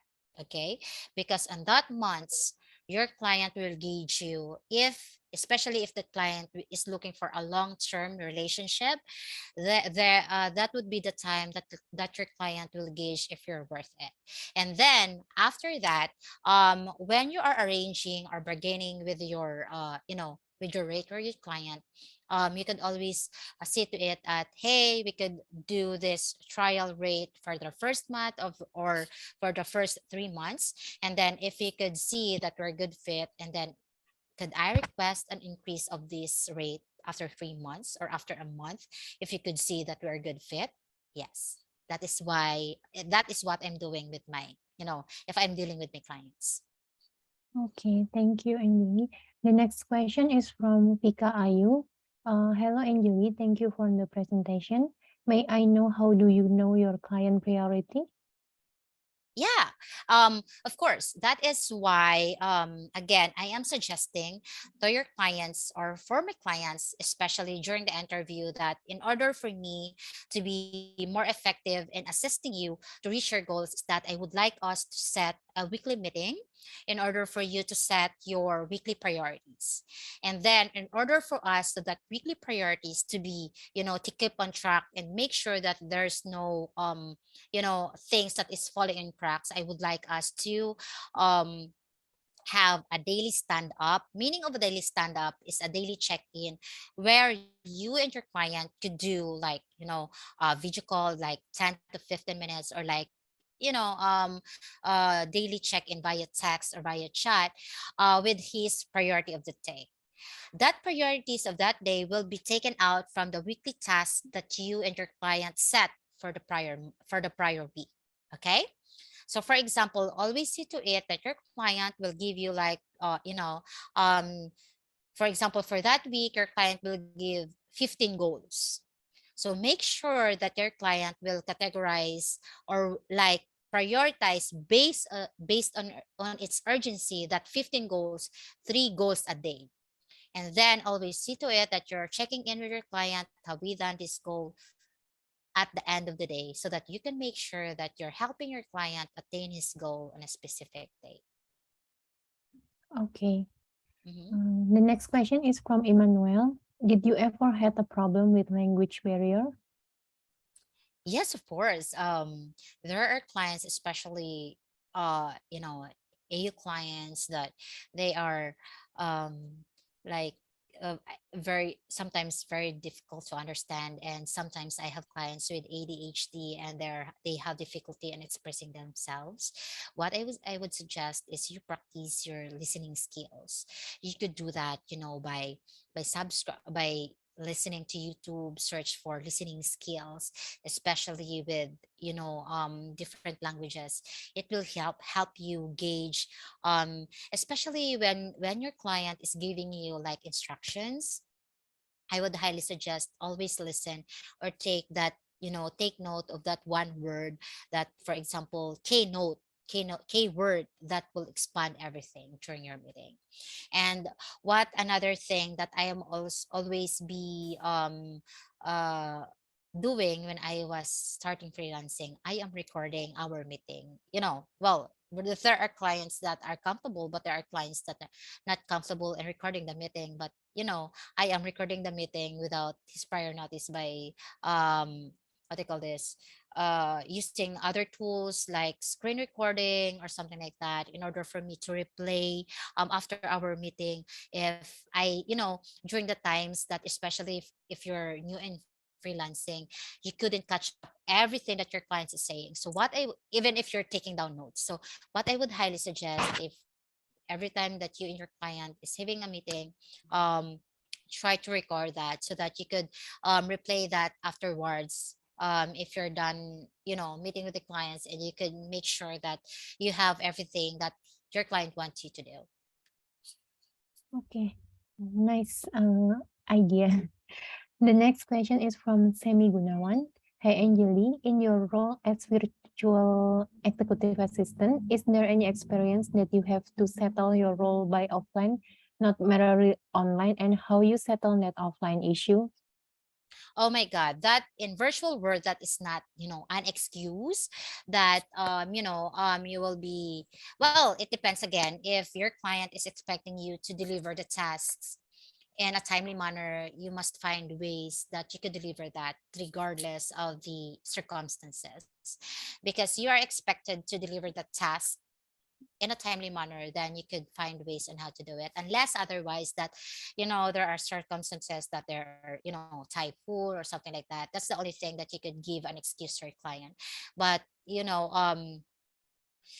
giving the excuse of internet connections or something like that, if I will be the client, that would be somehow a red flag to me, because we are working remotely. So you must always think of backups. If your internet connection is not working, you could switch to mobile data or something like that. There are instances that I am going to the mall, especially here in the Philippines. We are like having always having electricity shortage. So what I'm doing is I'm always having my job on the mall, or like in the shopping markets, or like in a 24/7 like 7-Eleven, because there are sometimes offering like free Wi-Fi or something like that, just for me to fulfill my job. So always find ways. There's no excuse for us, because we're working virtually. So we are expected to deliver the task virtually, regardless of circumstances. Okay. Mhm. The next question is from Claudia. Hi Anjali, based on your experience, do your client could contact you anytime they want, or could you able to set some off work time for yourself? For example, like let's say you don't available on Saturday, on Sunday, and they cannot contact you at that moment. All right. So again, this is how you will be bargaining to your client during the interview. That always see to it that you will set proper expectations when it comes to working time hours. So, for example, if you will be working part-time job, always ask your client if when do you want me expect to be online? Do you want me to do you want me to be online at a specific hours, or if you would like me to just coordinate via chat, checking me in if I am available or what, or something like that.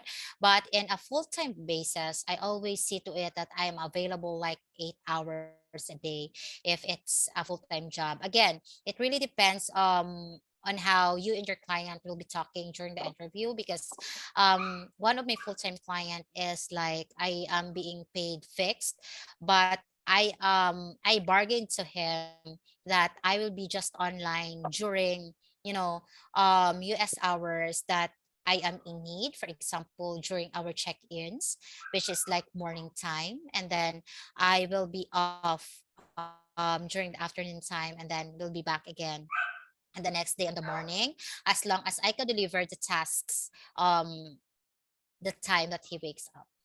So again, it is how you lay your cards on the table. It is how you bargain your time with your clients.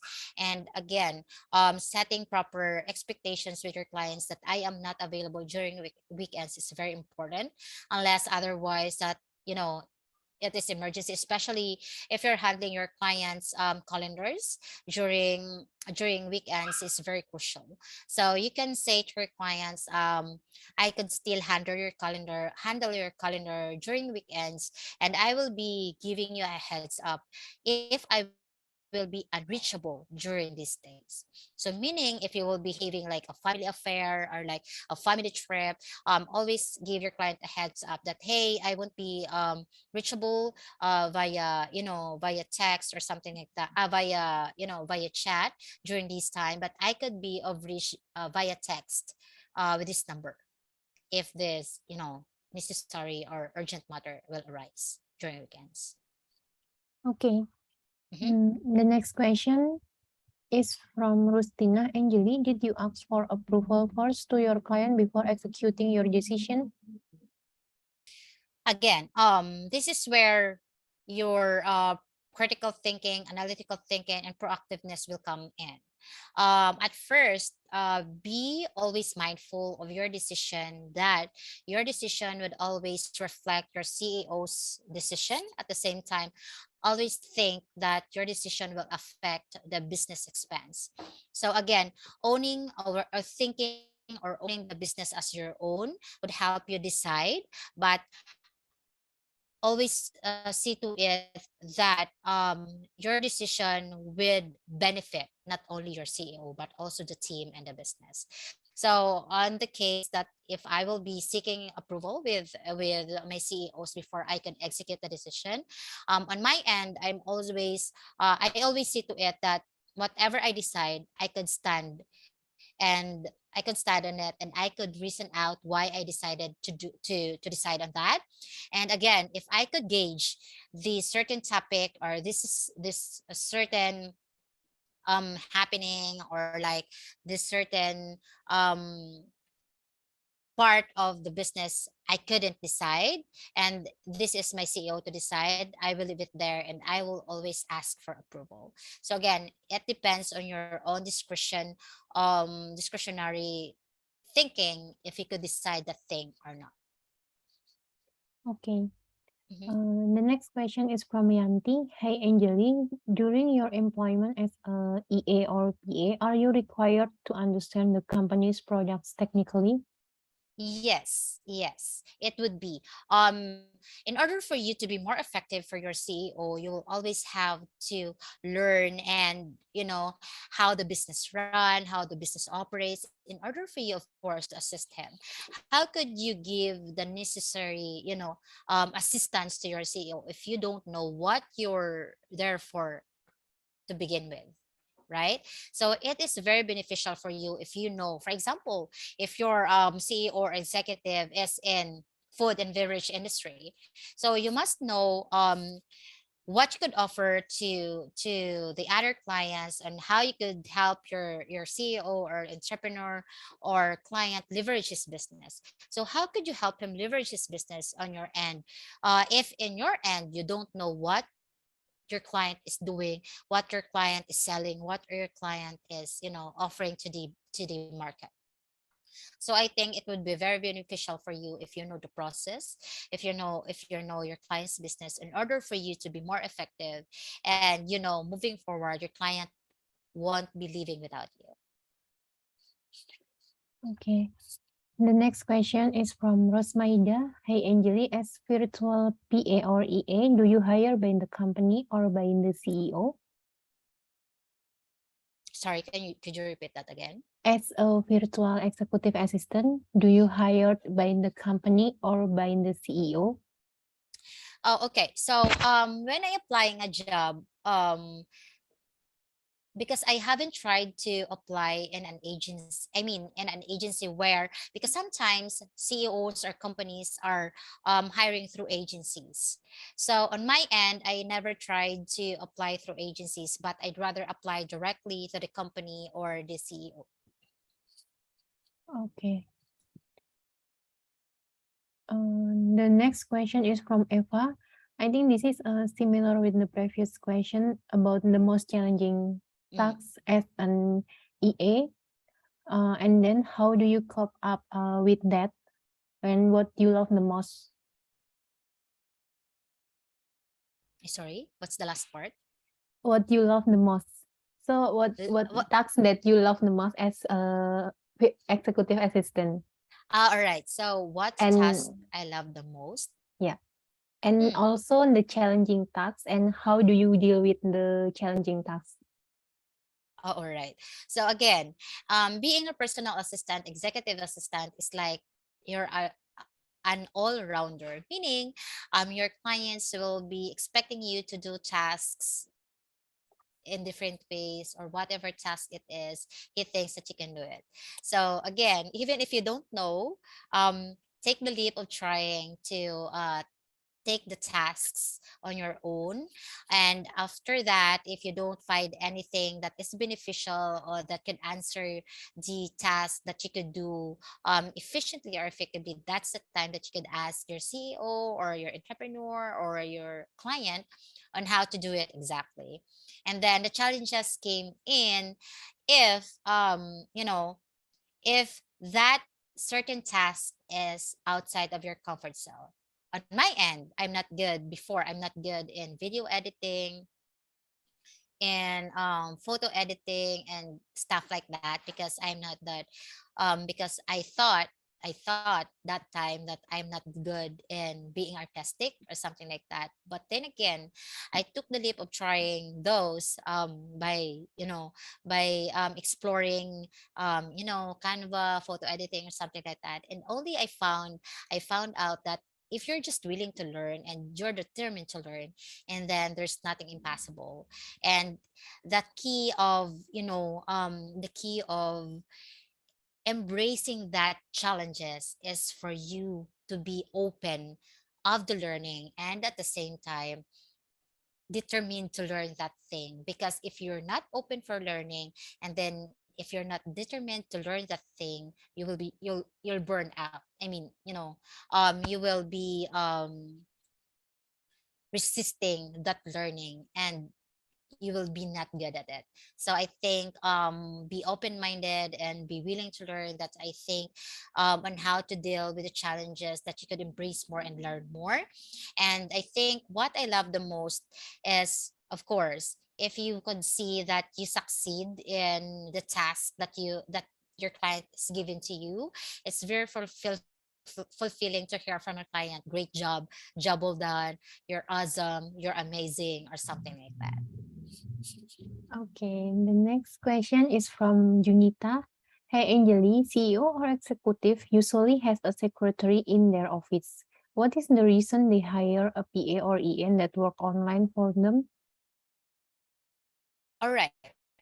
So again, the reason why the CEOs or like the executives or entrepreneur is now like switching and hiring freelancers rather than having like a physical secretary, or like a face-to-face secretary. It's because first thing, they could save expense from paying insurance.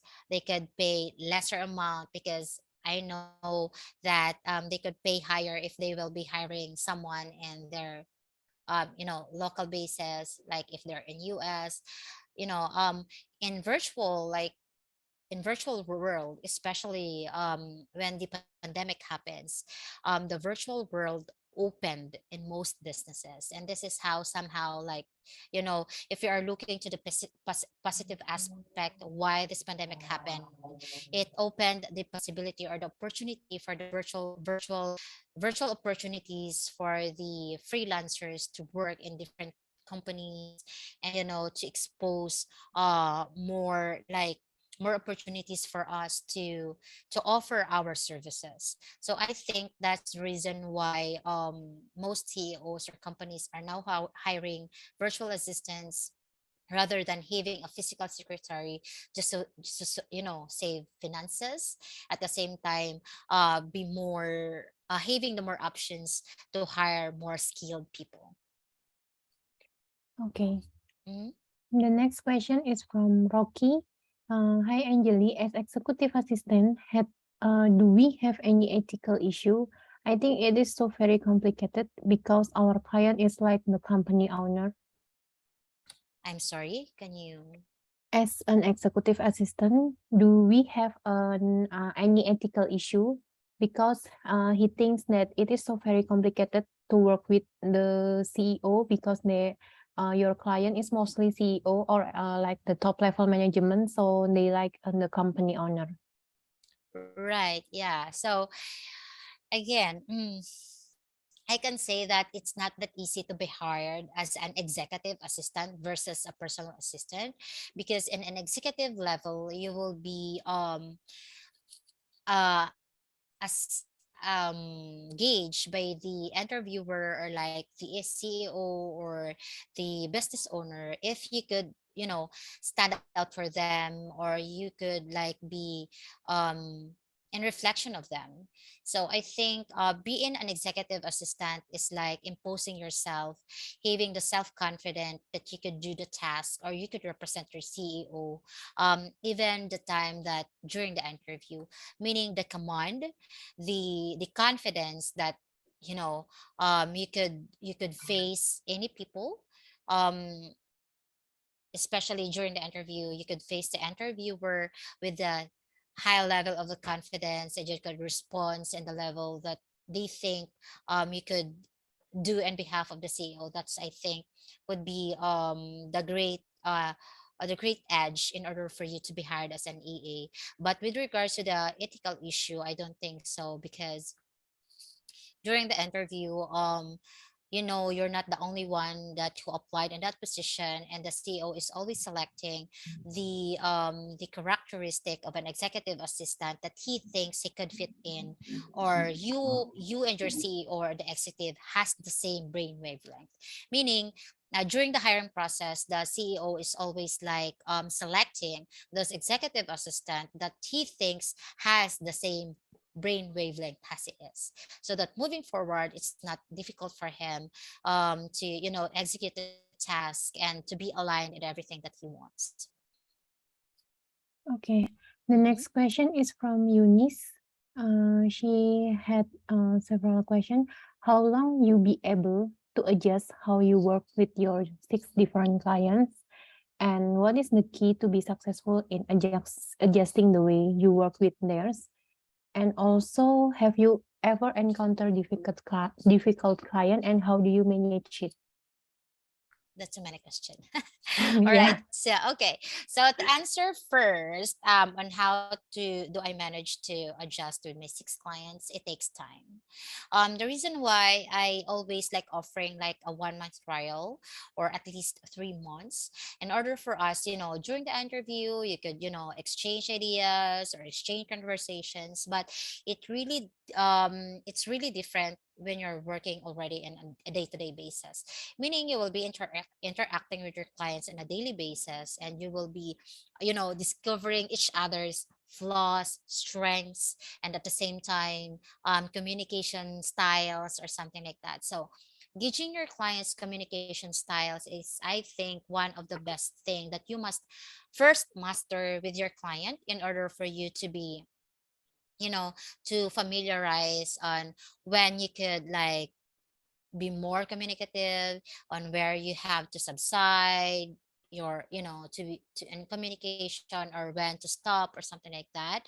And then you must also know your clients um strengths and weaknesses, so that you could see where you could where you could assist him on his weaknesses. And for example, your client is good in, verbal negotiating or something like that, and you on your end can assist him in written written style of communication by email management or something like that, creating SOPs, because your client is like a brain machine that could process everything in mind, but could not execute it and on physical basis, like executing procedures or something like that. So you as an executive will be the one that will be doing for him. And again, it's very necessary for you to gauge your client's comfortability when it comes to time scheduling or something like that, because some of the clients would like always ask what time do you wake up? What time do you want me to, to stop talking or to stop checking in with you? Some clients would like you to start them texting at 8 o'clock in the morning and then stop texting at 6 p.m. in the evening so that he could have time afterwards to his family or something like that. So always ask for, for the I mean, set up the proper expectation on when and what time you and your client are to coordinate with each other. And then the last question would be, uh what was that again? I'm sorry, Minda, could you repeat that, please? And the last question is, have you ever encountered difficult client and how do you manage with it? Yeah, okay. So again, I have this client that offered me like a very good pay, but he is very difficult to deal with because he is like micromanaging. Like he wants me to log every 15 minutes of what I'm doing, and it's not already productive for me as his CA. So what I and that feeling that um I'm not happy to I'm not happy to wake up in the morning to do my tasks is because if I wake up or if I will be dealing with him, it's always um the bad side or the fault that he is like finding to me. So I'm always like having this feeling that, oh my god, when what is this time, what mistake does he have me this time, something like that. So what I did, I gave up the client. So again, in this freelancing journey, you're not only given the chance to own your time, but you also have given the chance to select your boss, or you be your own boss. If you don't want a client, again, don't run after the pay, run after your mental health, where you could be more productive, where you could enjoy working, and where you could like, be of help for others, not be a burden to others. So if it's not worth, if it's worth it, if that's worth your mental health, give up the client and always find the courage to find other clients. There are more clients that, you know, always deserve you, always who could find who could appreciate you as a person, who could appreciate you as his other partner in leveraging his business. So don't always deal with the with just one client. Again, there are so many in the sea, there are so many fish in the sea. It is in you on how you could find the right client for you. Okay, thank you, Mhm. Anjali, for answering. The next question is from Vika Ayu. Hi, Anjali. Could you please explain about LinkedIn outreach? All right. So for LinkedIn outreach actually is what we are doing. This is for my client's perspective. What I'm doing is I am handling his LinkedIn account, and we are like searching other prospective clients in the same industry. For example, in the food and beverage industry, I'm just searching the same industry, and then I am connecting or trying to add those prospective clients by messaging those, and adding and could if we could expand or discuss further of how we could leverage its businesses by exchanging notes or something like that. That is what we are doing in LinkedIn outreach, expanding our clients' connections by, interacting with the same industry, and at the same time, if we could like share ideas, if how we could expand or make another strategies in order to leverage the business. Okay. Mhm. The next question is from Cheryl. She had two questions. The first question is what app that are you using for billing system? And the second question is how you make time blocking? Are you using an app? All right. The first question is for billing. Yeah, for the All right. billing system.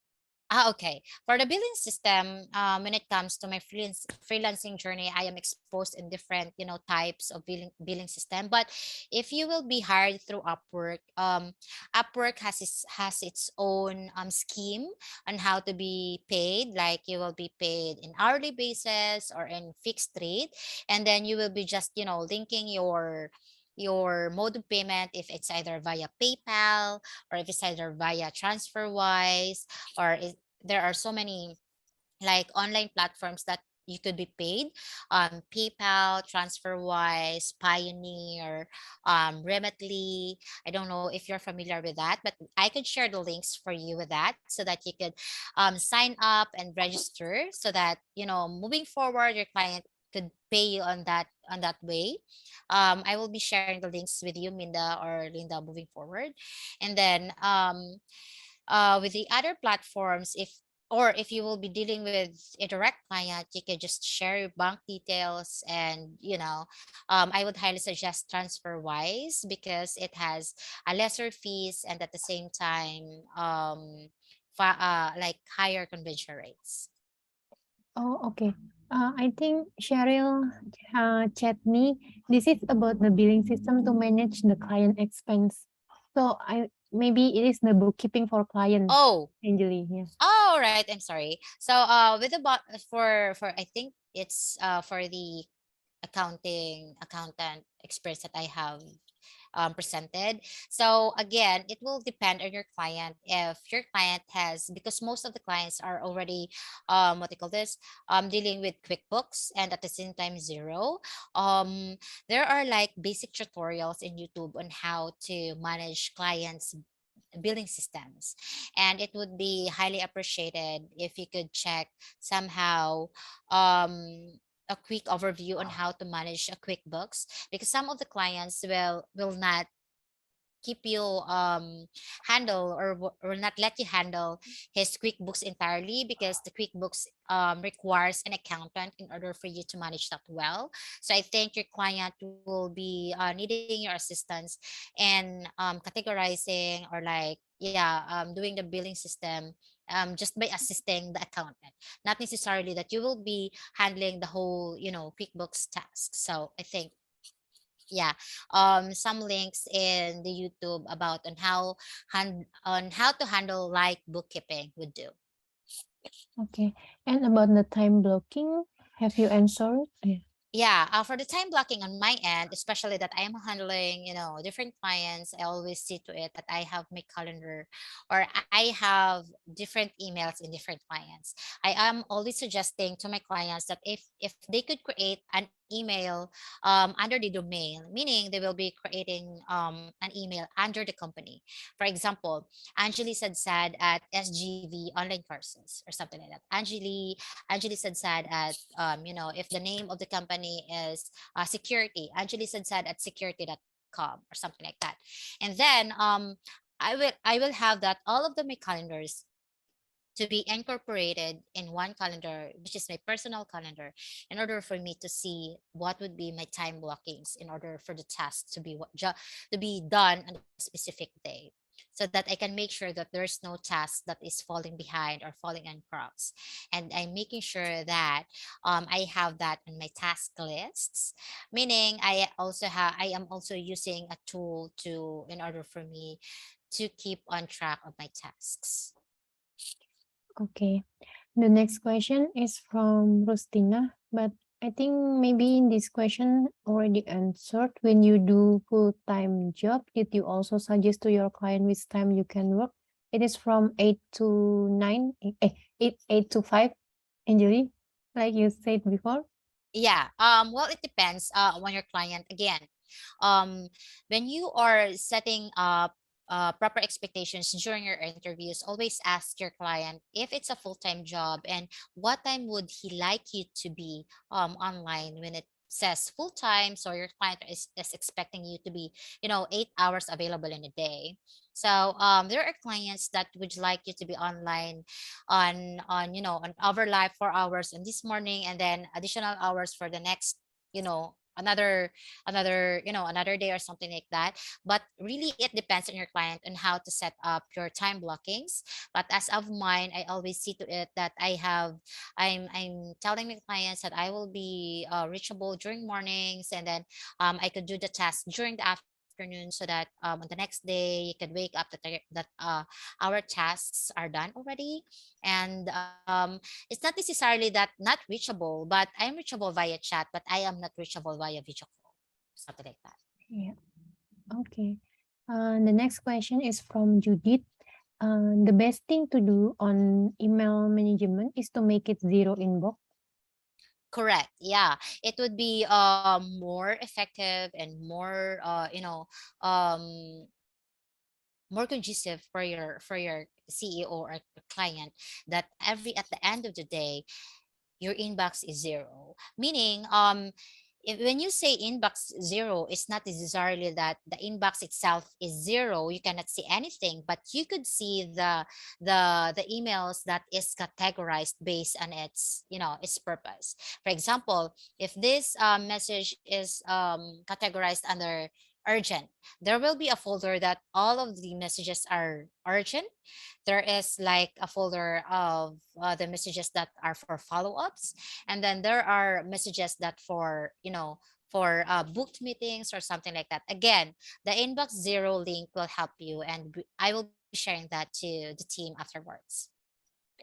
Okay, thank you, Anjali. And the Mhm. next question is, what is the right time to increase your rate, and what is the right momentum to do it? Okay, so again, um you could gauge on yourself if how much you could offer to your client. Nowadays the competency, or yeah, the rivals in the virtual world is like, rapidly increasing because of the demand and everything like that. So the offer is likely like starting from $3 per hour up to, you could just only demand based on your experience. But again, based on my experience, I got my second client from $5 per hour. I was hired na in less than 2 weeks with the $18 per hour. It is how, again, you could lay your cards on the table on how you could offer your services to your clients, and um, how could you impose that confidence that you could be of help with them by those tasks that they posted, meaning on how you could do the tasks on behalf of them. But I would highly suggest the rate, the starting rate would be more competitive at the rate of $7 to $8 as the starting rate. And then you could, like, for example, you could ask for a rate increase after 6 months, if you, or let's say, yeah, 6 months the most, if you could gauge on yourself that you did great and well. You could from $8 per hour, you could ask for your client if you could, take this $10 to $12 per hour based on my experience. And I would highly suggest if you could do like a quarterly assessment for you and your client in order for you to know if you're improving or not, or is there a room for you to improve, or like if there, if there like area for you and your client need to improve in order for you to work well moving forward, or something like that. Okay. Do you use Instagram, Anjali? Some student ask your Instagram account because they want connect with you.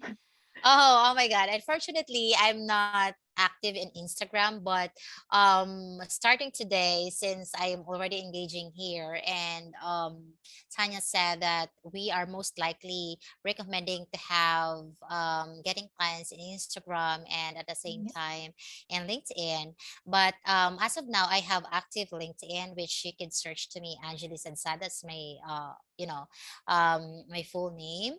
But I have my, what do you call this, my Instagram in a different name.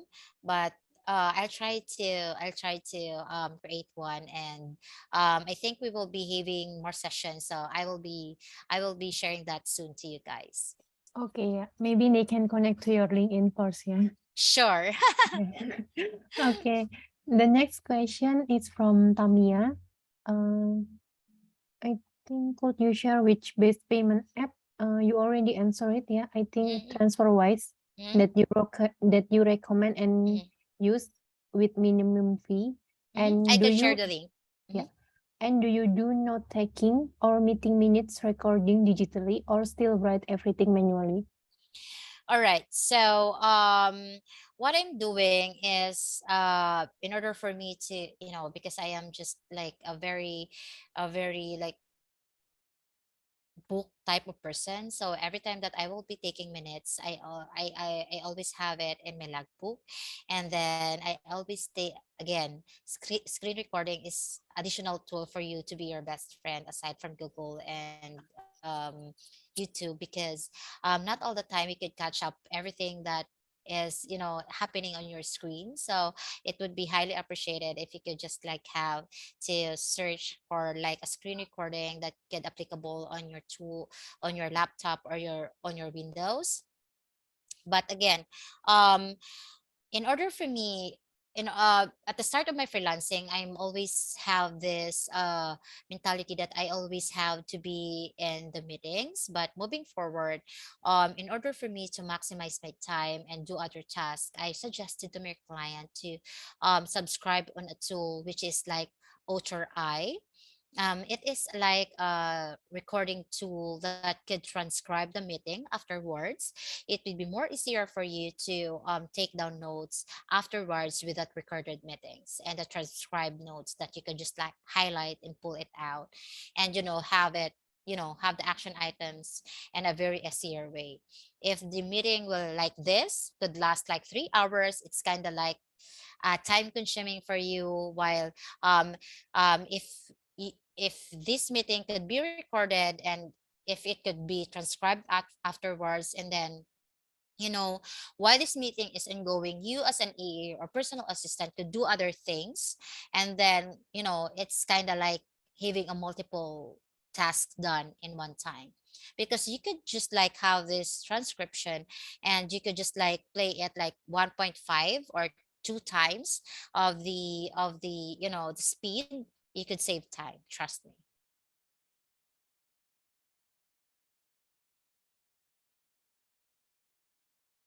You're muted, Minda, I'm sorry. Okay, sorry, I mute. This is the last question from Zainab. Hi, Angeli. How do you handle confidential data from your client? All right. So for again, I think I have mentioned this. For the passwords, especially for the cards and everything, I am recommending the LastPass, or like any other password votes, or like password keeper that you can search in Google. But LastPass is most recommended for what they call this, for keeping the passwords. It's a tool that could keep your client feel secured, and having this password, their passwords like guarded. And then when it comes to birthday, cell phones, or something like that, always ask your client if they're comfortable sharing their information, especially when you're booking their appointments. Make sure that you ask your client's approval if it's okay that I will be sharing your phone number, I will be sharing your birthday, and at the same time I will be sharing your address, so that, especially example, if I will be booking like a house cleaner for a client in New Zealand, there are like necessary information that I must share their address, I must share their phone number, I must share their complete name, because there are clients that they don't want their complete name to be shared. So always keep heads up to your client every time that, again, you're sharing their information. Okay. One more question. There is follow-up question from Tamia.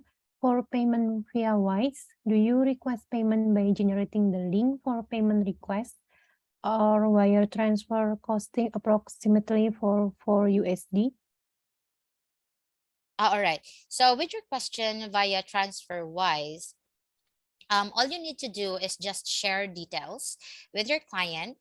And then when I say share details, is that in TransferWise, you will be creating your like your local, what do you call this, account, and at the same time you will be issued like an USD account within the TransferWise. And then you will just give that details to your client, and then your client will be sending you the payment via TransferWise. And the good thing about it, you will be receiving an email that, hey, Angeli, SGV, paid you this amount and it will reach your account by this certain date. Because transfer wise is sometimes like having 1 to 3 business days for your account to receive the money, but sometimes it will just take hours, sometimes it will just take 24 hours to arrive in your account. And with the charges, it will differ on the amount that you will be receiving, but I can guarantee you that they are the lowest charging payment online platform that I knew and most of the freelancer is recommending. Okay, thank you, Anjali. And Mhm. for the LinkedIn, is it your LinkedIn that I sent on the chat, Anjali? So Let maybe our friends can connect to you. Okay, let me check that if that's the correct LinkedIn. Hold on, give me a moment.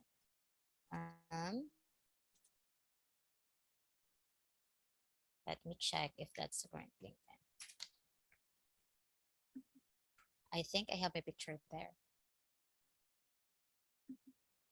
Yeah, that's me. Okay, so if you want connect to Anjali, you can connect to her LinkedIn, yeah, for all. And then I think Setiawan is say something in Tagalog for you, Anjali. Maybe you can check on the chat. Maraming salamat. Yeah, oh my God. You're very much welcome. Thank you so much. And I hope guys I shared something that is be helpful during your freelancing journey. And again, moving forward, if you still, want me to share more with you, Tanya and I could work together in order for us to be more helpful to you during your freelancing journey. And I'm very much willing to share the ideas from what when I started and for what I've become now. Okay, I think that's all. There is no more question, Anjali. Thank Mhm. you for your sharing tonight. Hopefully it can be useful for all of I'm sure it will be useful for all of us. Yeah, all right. Thank you so much and have a great day, everyone. See you to the next session moving forward. Yeah, thank you, Anjali. Have a good Bye. rest. Thank you.